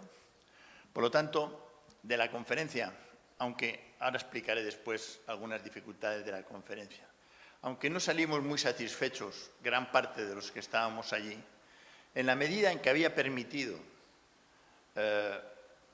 profundizar, tomar decisiones para profundizar el proyecto europeo y que se abría la puerta a la reforma de los tratados en la lógica federal con la convocatoria de una tercera convención, pues estábamos bastante satisfechos. Sin embargo, para contar la historia completa, nos llevamos una enorme desilusión el día 23 y 24, es decir, hace 3 días o 4, cuando el Consejo Europeo no solo no tocó ni decidió, no solo planteó el tema, sino que ni siquiera lo planteó. Días anteriores se había estado hablando que había 10 o 13 estados, no 14. Él dijo en su locución que tenía 14 votos. Para convocar la convención hacen falta la mayoría simple, 14. Yo creo que le entendimos que tenían 14 entonces, el 9 de mayo. Sin embargo, en los medios ha ido surgiendo que a lo mejor no estaban los 14 o que eran 13 y que eso quedaba mal. También hay que decir que los 14 suponían el 80 o el 90% de la población, es decir, eran los países grandes e importantes. Los 13 o por lo menos los 10 que han dado la cara son países pequeños. Y que además la declaración que hicieron tampoco era absoluta de que iban a votar que no, que les parecía que no era el momento y que se podía retrasar un poco, y porque sobre todo que en los sistemas de decisión por mayoría cualificada perdían peso los países de menor tamaño, Pero tampoco era una propuesta cerrada. Sin embargo, en el Consejo Europeo del 23 y 24, el tema de la convocatoria ni se tocó.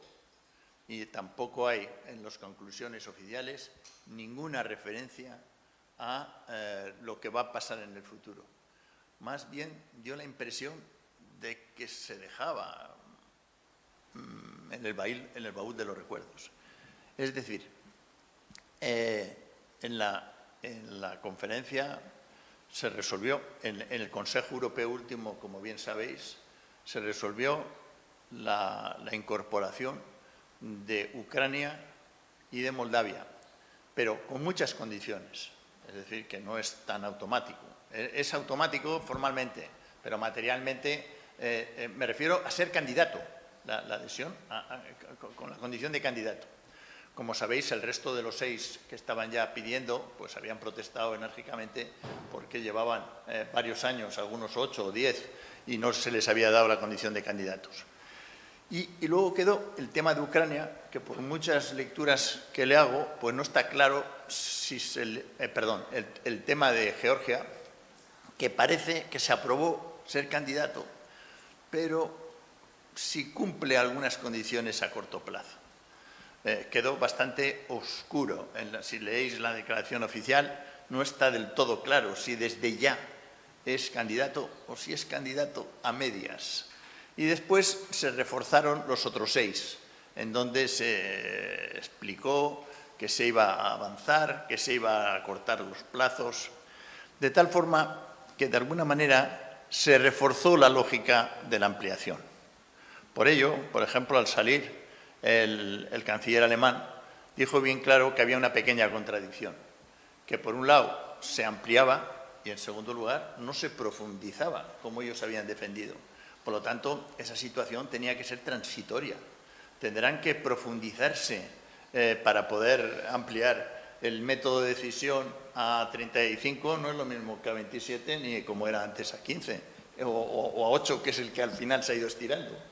Por lo tanto, ha quedado pendiente el tema de la profundización y además de la profundización federal, que es imprescindible.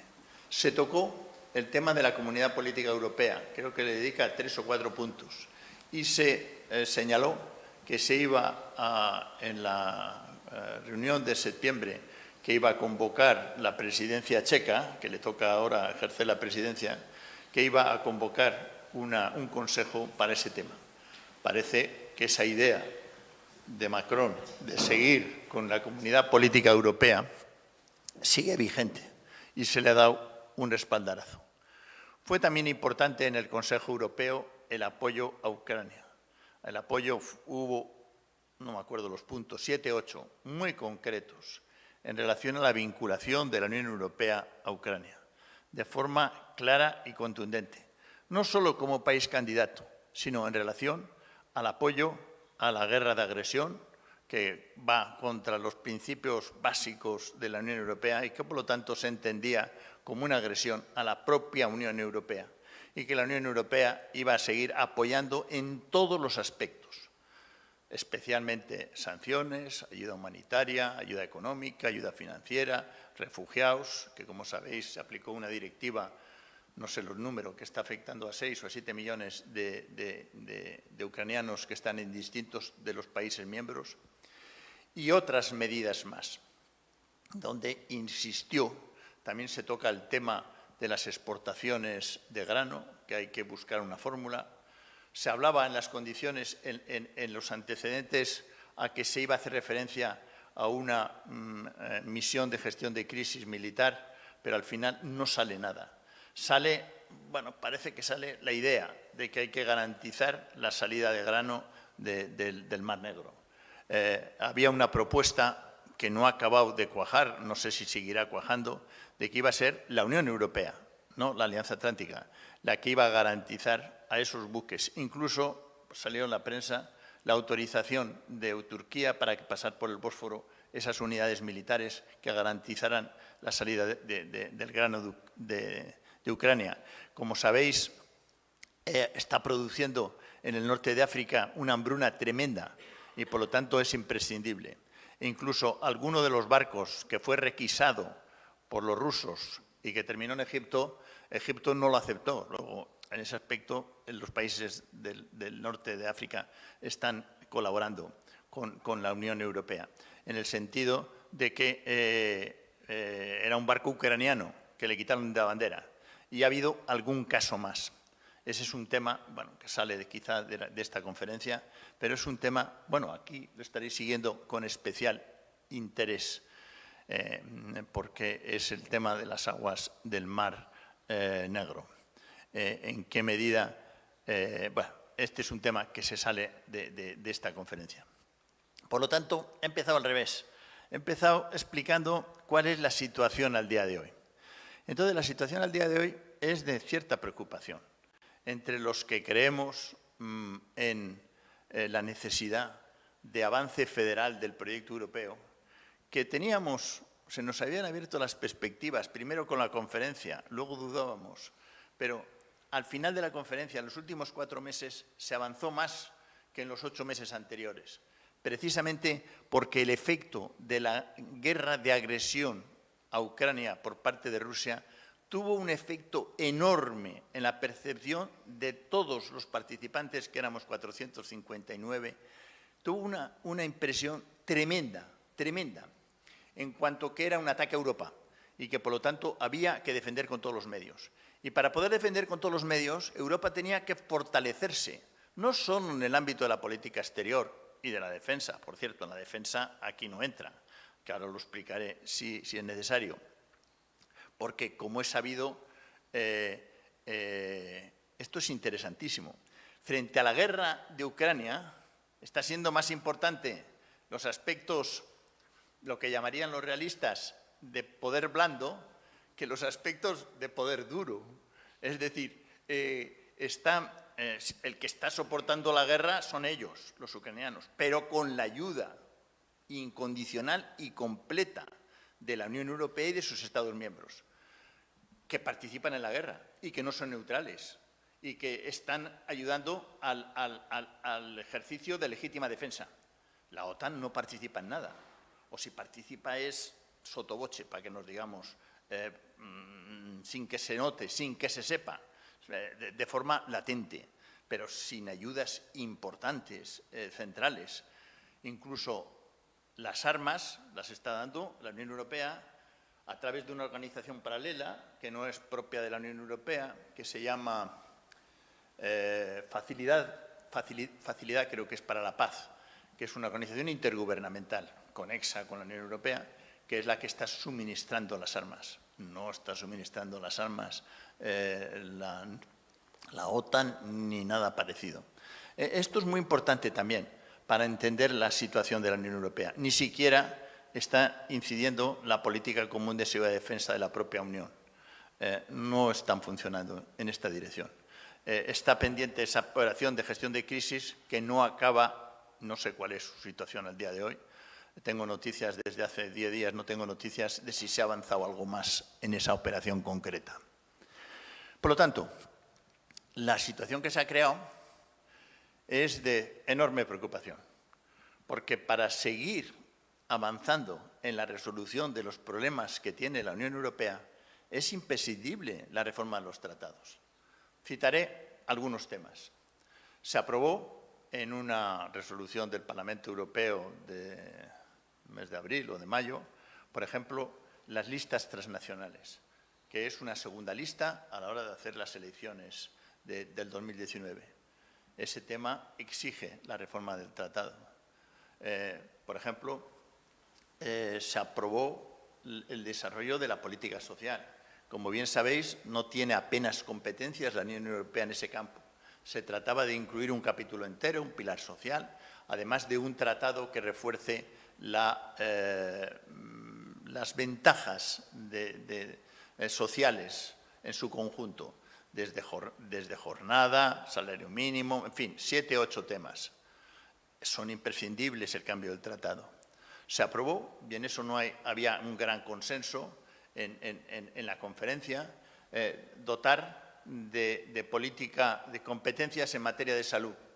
Hay un consenso completo, ahí no se opone nadie, porque la pandemia nos ha enseñado que es imprescindible tener alguna competencia en salud. Esta no se puede desarrollar si no se reforma el tratado. Lo mismo podemos decir con la unión bancaria, o con la unión fiscal, o con la política de migraciones, o con el desarrollo de la política exterior y la defensa, superando la unanimidad, que es completamente imprescindible. En la reunión del Consejo salió que se trataría de solventar el problema de las unanimidades a través del desarrollo de pasarelas. En el caso de la política de defensa es imposible, porque expresamente lo contempla que no cabe. En los casos en que no dice nada, la pasarela es que el Consejo decide por unanimidad la posibilidad de que en el futuro se resuelva por mayoría en algunos casos. No cabe. Luego, hay un estrangulamiento. Este proceso ha llevado a que no hay salida, por lo menos de momento, hasta que otro Consejo Europeo apruebe la convocatoria y la reforma de los tratados. Se han dado muchas vueltas respecto a las posibilidades, incluso a través de convocar directamente la conferencia, pero al parecer, según qué temas, no se pueden resolver sin convocar la conferencia.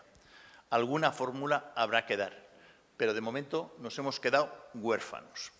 Hay otros autores que resaltan que, por ejemplo, en política exterior, pero esto es bastante discutido, el hecho de que Hungría y Polonia hayan roto de forma sustancial, porque, como bien sabéis, Polonia ha apoyado a Hungría, ha recogido a 3 millones de ciudadanos húngaros, ucranianos,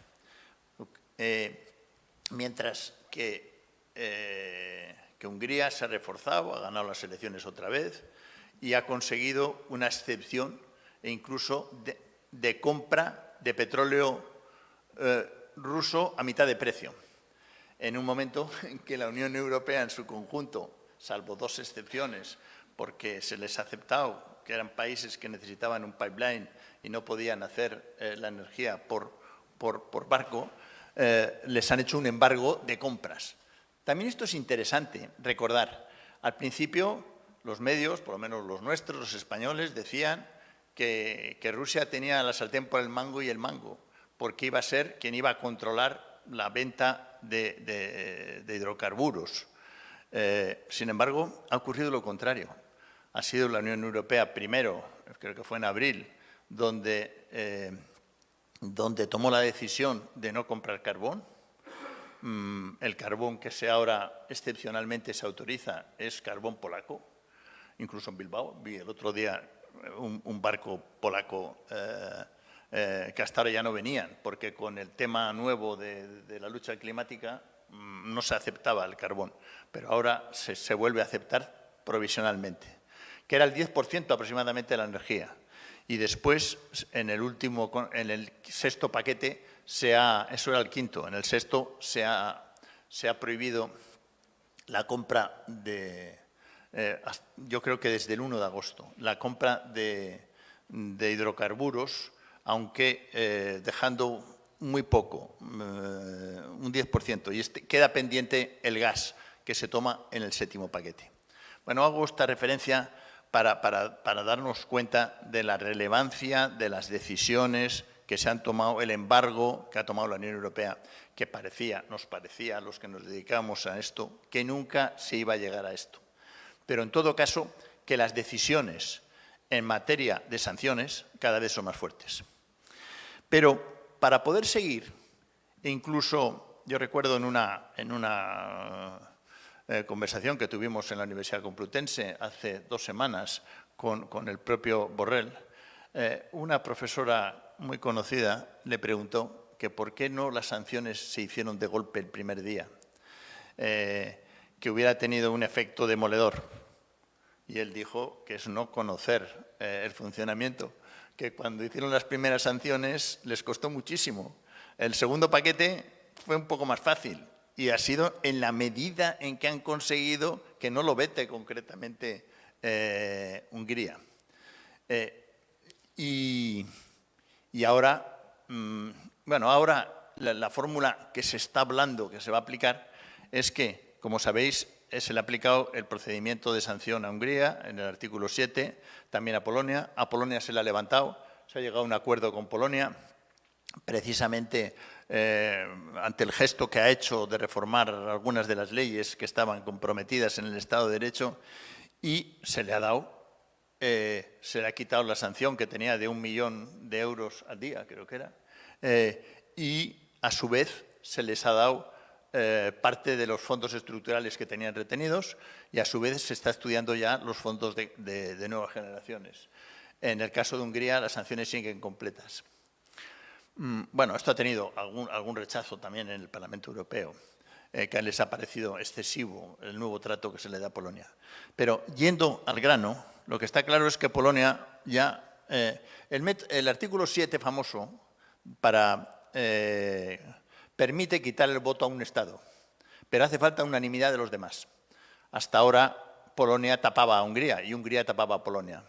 Ahora parece ser que Polonia no va a tapar a Hungría, no va a darle cobijo, de tal manera que es posible que por lo menos, aunque dicen que es procedimiento lento, pero cuando las instituciones quieren, corren, es posible que el veto y los condicionamientos que cada sanción pone a Hungría desaparezcan, porque al menos le quiten el voto. No que le echen, que es más complicado, pero al menos le suspendan la votación. Por lo tanto, yendo ahora a la génesis de la conferencia. La conferencia surge, como es sabido, no solo por la propuesta francesa, como nos decía la embajadora, sino por una propuesta de la sociedad civil organizada y con algunos partidos políticos que cuando se preparan las elecciones y se trata de darle el mandato a la presidenta de la comisión, se negocian unas propuestas. Y entre ellas está la convocatoria de la conferencia. Ella sale elegida en el mes de junio del 19 por muy pocos votos, por 9. Hacía falta mayoría absoluta y la obtuvo justo, entre otras razones porque no le votaron los alemanes, ni los propios, por un problema que había, porque el presidente querían que hubiera sido Weber, el candidato que era el que en principio era el Spitzenkandidaten, pero la señora Merkel al parecer se dio cuenta que esta señora tenía mucha más capacidad y cambiaron de candidato. Y eso produjo algunas dificultades en el seno del grupo democristiano, el grupo popular alemán. Sin embargo, y los socialistas tampoco le votaron. Salió justo. Sin embargo, hay que decir que cuando la votación definitiva en noviembre, en el que votan ya a la presidenta de la comisión y a la comisión completa, obtiene pues, el 70 y tantos % de los presentes y más del 60% del total. Por lo tanto, consigue la preparación, consigue ser presidenta de la comisión con un respaldo como no había tenido nadie. Y sobre todo hay que entender que empieza un nuevo ciclo político. Quizá tenía que haber hecho referencia que el ciclo político empieza en las elecciones. En las elecciones van a subir de una forma considerable, como no ocurría desde el tercero o desde el cuarto, eran las 9º legislaturas, con una participación del 50%, es decir, 10 puntos más. Pero sobre todo, que había ido bajando durante 4 elecciones anteriores, pero sobre todo, teniendo en cuenta que el Reino Unido solamente tuvo un mes para votar porque estaba en el momento de la salida y votaron solo el 30%, y que los países del este nunca votan más del 35%, si se quitan esos países en los demás fue prácticamente como en las elecciones generales de los países, por lo menos como media. Por lo tanto, ahí empieza un nuevo ciclo político. Y además, porque los jóvenes que votaban por primera vez votaron una participación casi un tercio más que lo que votaban la media de los demás.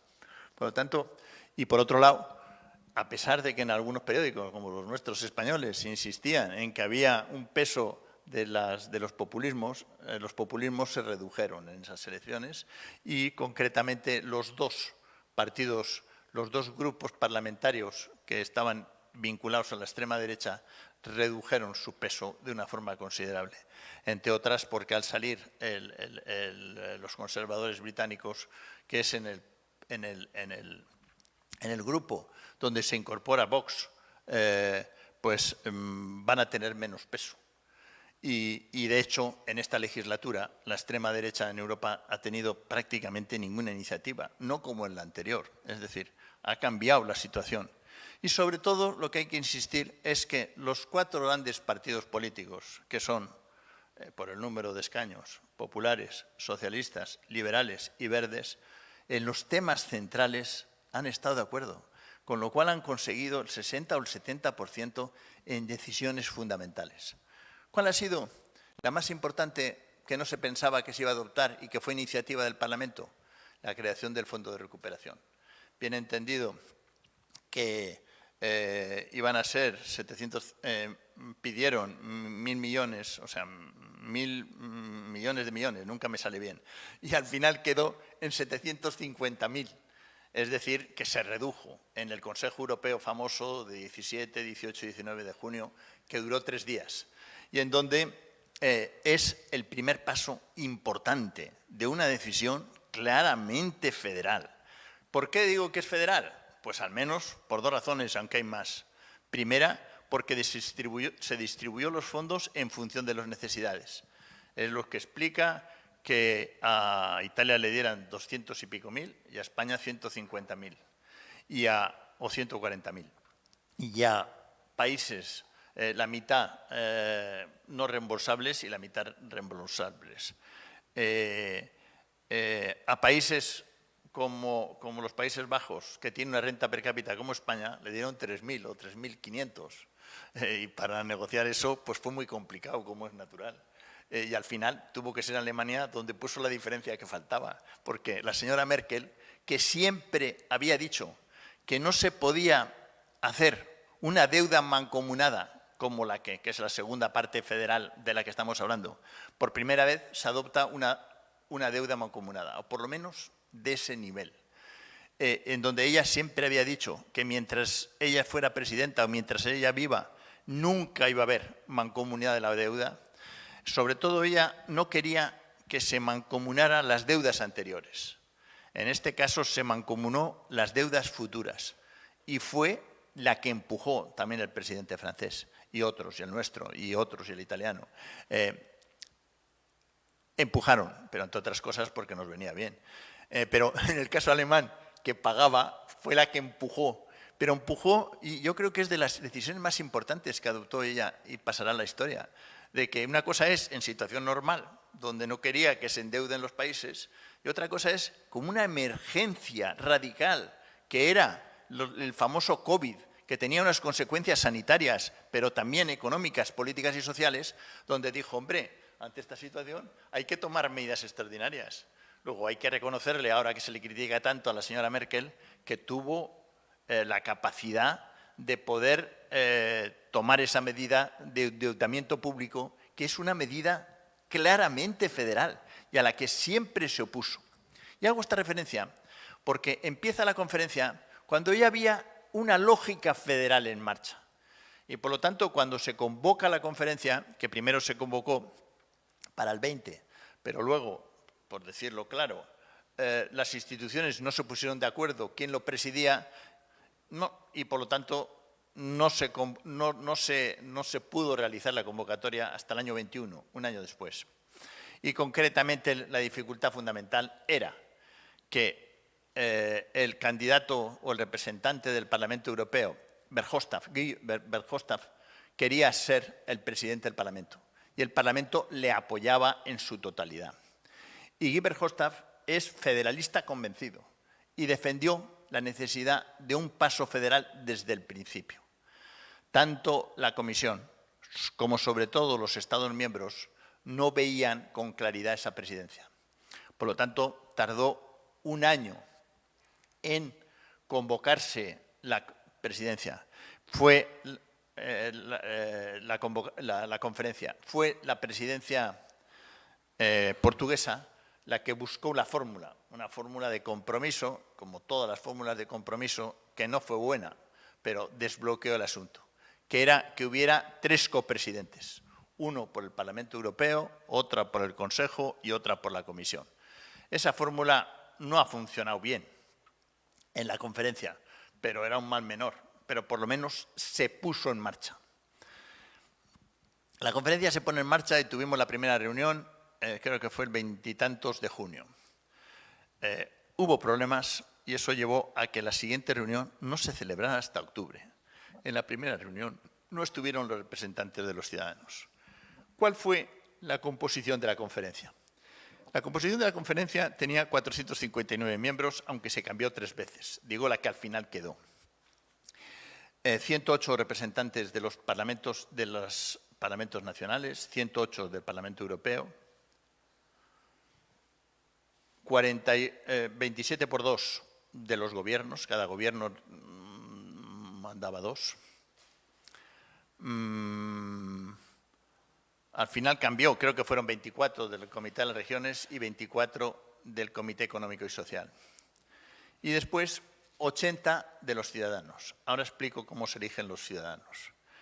Y 27 de los eventos nacionales de cada estado. Y sin embargo, de la sociedad civil solo 8. Y no sé si me dejo algún grupo más. Eso debería sumar 449 y uno en representación de los jóvenes, que fue su presidenta de un consejo que hay de jóvenes, que es una finesa, macula. Esa era la composición. ¿Qué pasó con el tema de los ciudadanos? En el tema de los ciudadanos, que era una cuestión innovadora, se eligieron 4 paneles de 200, es decir, 800 ciudadanos. Y se eligieron por sorteo, por azar. Aunque en ese azar se seguían 5 criterios, que creo que eran 1/3 tenían que ser jóvenes, la mitad tenían que ser hombres, la mitad mujeres, tenían que ser proporcionales a sus Estados miembros en cuanto a nacionalidad. Había alguna cosa a nivel de estudios y creo que había algún criterio de campo-ciudad. Es decir, de forma similar a cómo se hacen para elegir una encuesta. A esos ciudadanos que estaban en 4 paneles, 800, después se les daba, se señalaba que también por sorteo se elegían de esos 800, el 10%, 80, que serían los miembros permanentes en la conferencia.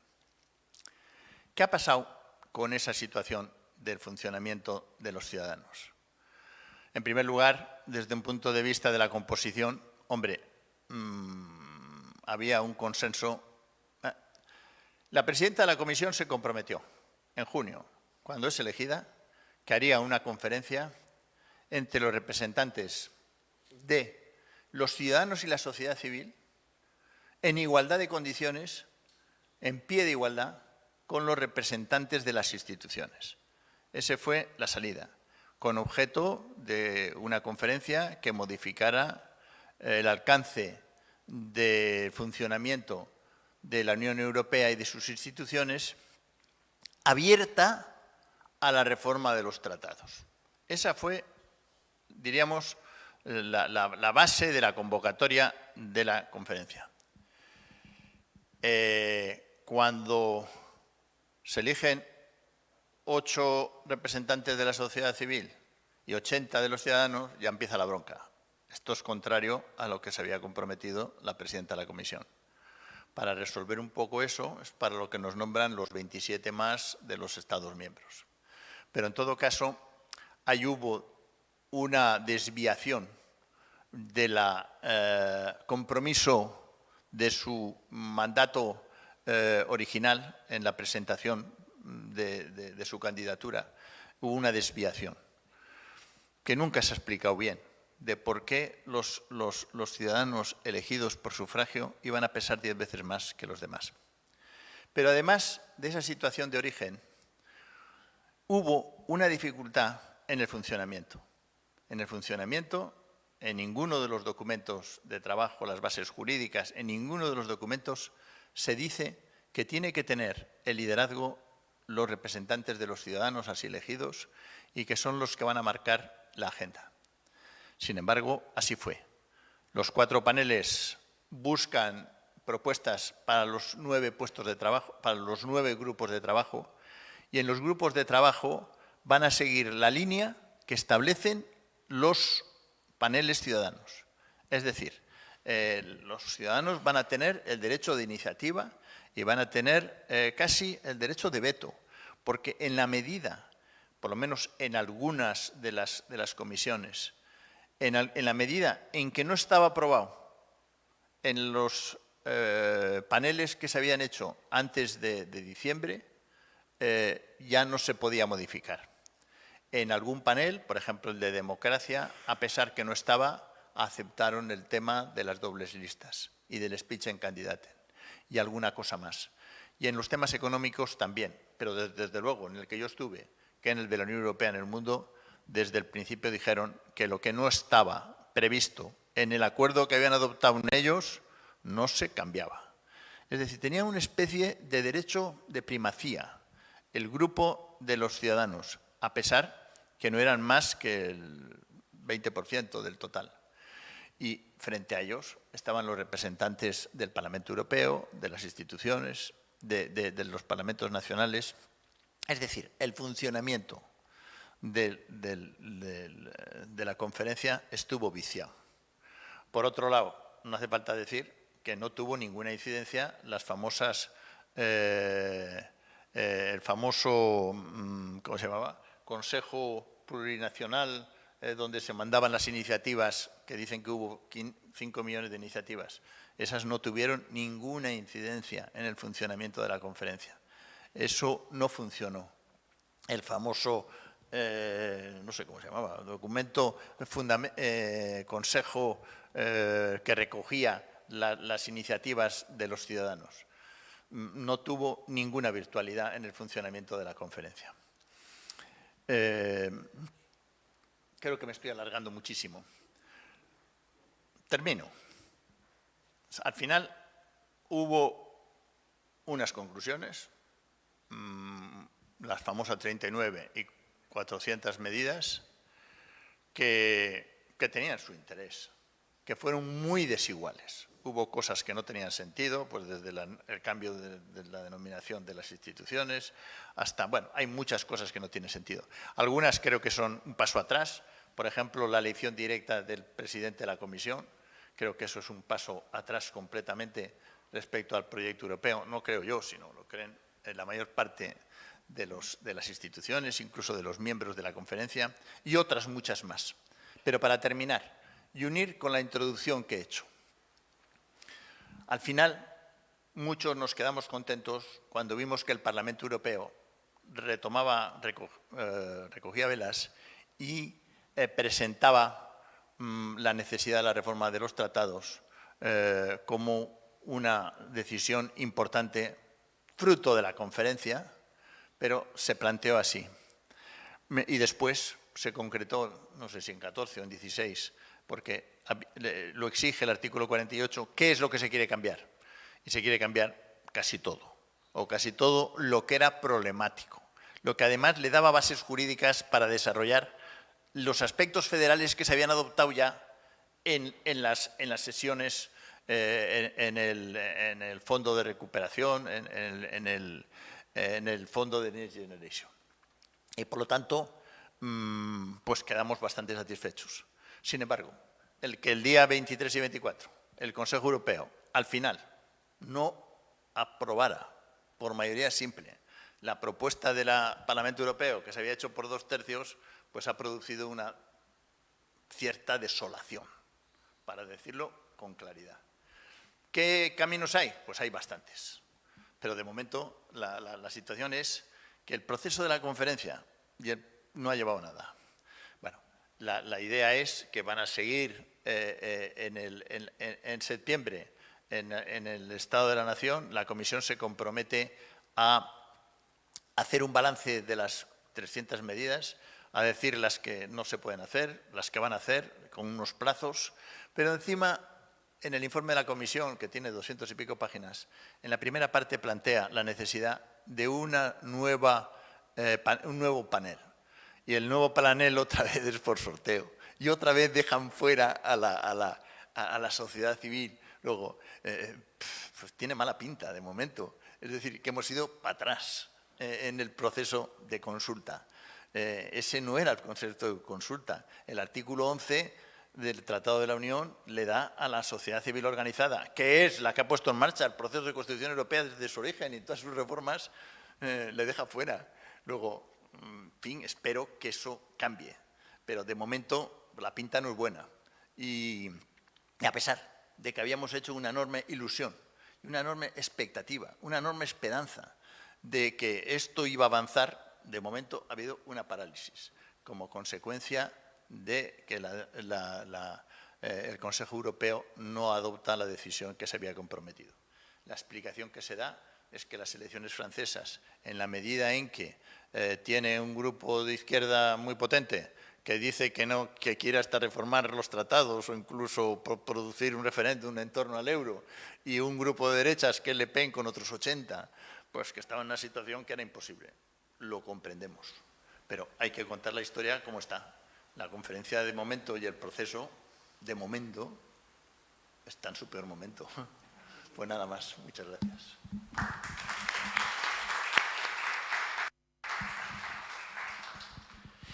Muchísimas gracias.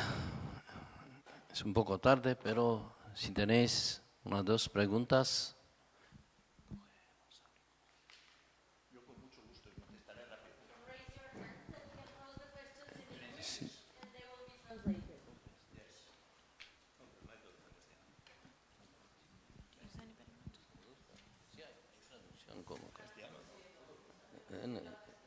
Sí, claro. All right, so, okay. Un momento. Estamos destrozando, destruyendo todo. Ah. Sí. Vale.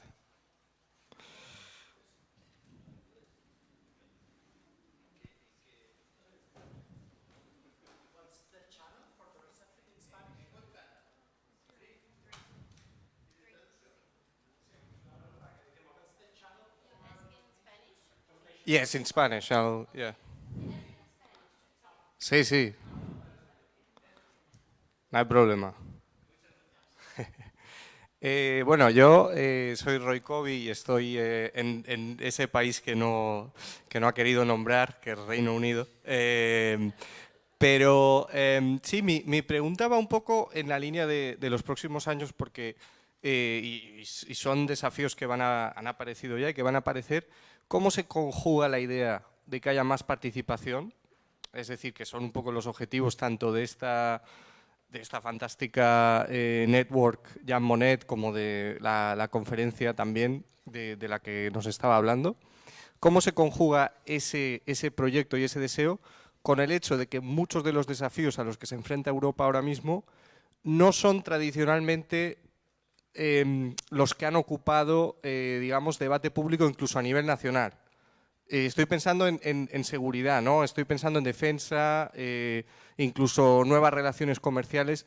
No son temas que normalmente, incluso a nivel nacional, tengan ese input ciudadano, porque se consideran temas así más técnicos, más de expertos. ¿Cómo conjugamos esos desafíos, incluso algo como la inflación, la relación con el Banco Central Europeo, etcétera, con el hecho de que es deseable o se está trabajando en una mayor participación?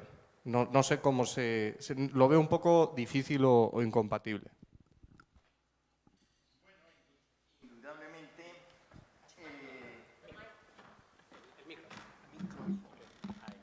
Indudablemente, Los temas de seguridad y de defensa, en algunos países como en el nuestro, sí han tenido interés, pero más tienen interés los temas, por ejemplo, sociales, en los cuales sí habrá que seguir profundizando y en los cuales la Unión Europea apenas tiene competencia, o en los temas de unión económica y monetaria, o en los temas de unión bancaria, o en los temas de migración, es decir, que yo creo que siguen siendo temas centrales que le interesan a la ciudadanía.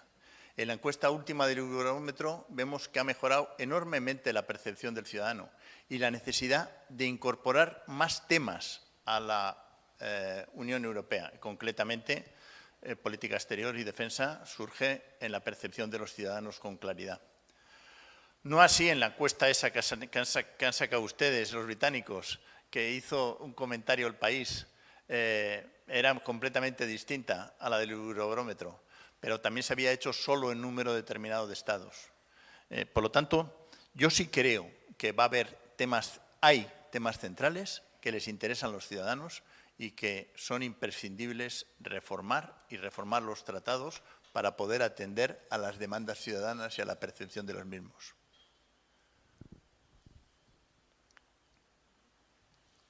¿Más cuestiones?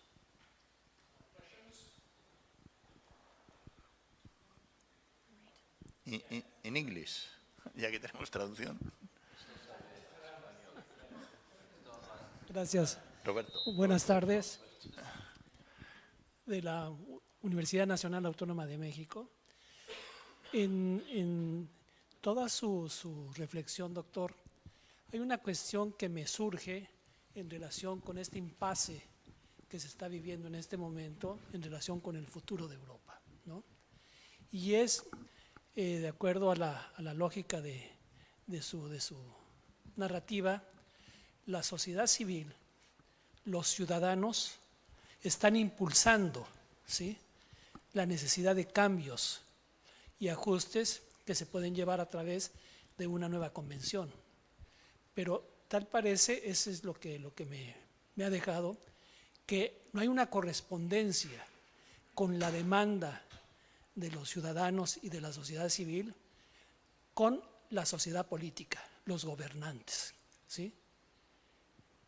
Es por ahí la explicación en donde está ahorita el impasse en estas reflexiones sobre el futuro de Europa, es decir, la no correspondencia entre las demandas de la sociedad civil frente a las complejidades y el manejo de la sociedad política o de los gobernantes. Gracias. Vamos a ver. Yo no creo que había una diferencia, ni siquiera entre los ciudadanos y la sociedad civil, aunque sí se percibía. Y desde luego entre los representantes, en este caso, de los parlamentos nacionales o del Parlamento Europeo. Lo que ha habido al final es una decisión de algunos gobiernos de los Estados miembros.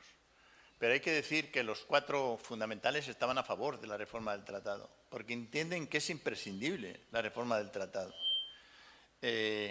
Lo que hay es un no completo acuerdo entre los representantes de los gobiernos y los representantes de los demás. En cuanto al tema este es complicado, el de la sociedad civil y los ciudadanos. Pues si hubiera habido un procedimiento de participación directo entre unos y otros, creo que hubiera sido fácil, pero en la medida en que los ciudadanos elegidos por sorteo primaban, eso era un lío de llegar a una posible interlocución, porque ellos venían con un texto ya cerrado, luego ya no había posibilidad. Eso hay que cambiarlo. Si seguimos con este procedimiento, hay que cambiarlo. Y además, la sociedad civil y los ciudadanos tendrán que tener el mismo peso. A la hora de dar concesión de palabra, ellos tenían siempre la posibilidad de concesión de palabra. Nosotros 1 de cada 27. Era un lío. Nos daban muy pocas palabras. El funcionamiento fue incorrecto. No estaba bien pensado. Y luego, la otra gran dificultad ha sido que se hizo eso para que tuviera repercusión en los Estados miembros. Y tuvo poquísima, menos que nunca. Es decir, esta idea de que los ciudadanos iban a tener repercusión en los Estados miembros fue nula. Lo poco que se publicó en la prensa española a los ciudadanos es que uno de ellos era la primera vez que se subía a un avión. El otro estaba muy contento por el hotel al que le habían llevado. Y así sucesivamente. No hubo el mínimo debate. Tuvo menos repercusión que nunca. Menos repercusión que un debate parlamentario. Es decir, el procedimiento hay que cambiarlo. No tiene sentido ninguno. Y por otro lado, todos los ejemplos que se han hecho, que nos han contado esta mañana, que se había incorporado los estudiantes, se había incorporado, en nuestro caso, a 50 grupos distintos con presentaciones, con propuestas, me refiero en España, no tuvo ninguna repercusión en la conferencia, nada. Eso es un disparate que tendremos que corregir en el futuro, si es que seguimos por el método de la conferencia. Pero si ustedes leen el documento, creo que es del 14 o del 11 de mayo del Parlamento Europeo, de la Comisión, vuelve a lo mismo, vuelve a la idea de paneles por sorteo. Ahí hay que cambiar, ahí hay que cambiar. Y nosotros, que claro que creemos todo lo que nos han explicado, que hay que ir a ese procedimiento, pero ese procedimiento no llegó a la conferencia, creo que en ningún sitio. Más cosas. Ok, Miruna, mai este timp?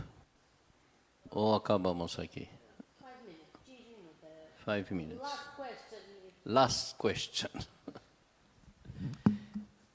Pero el profesor Aldecoa seguirá con vosotros, por lo cual podéis preguntarle después cosas. ¿No hay? No hay. Entonces, muchísimas gracias, profesor Aldecoa. Le esperamos otra vez y que tengamos esta Europa que estamos necesitando todos y soñando todos. Gracias.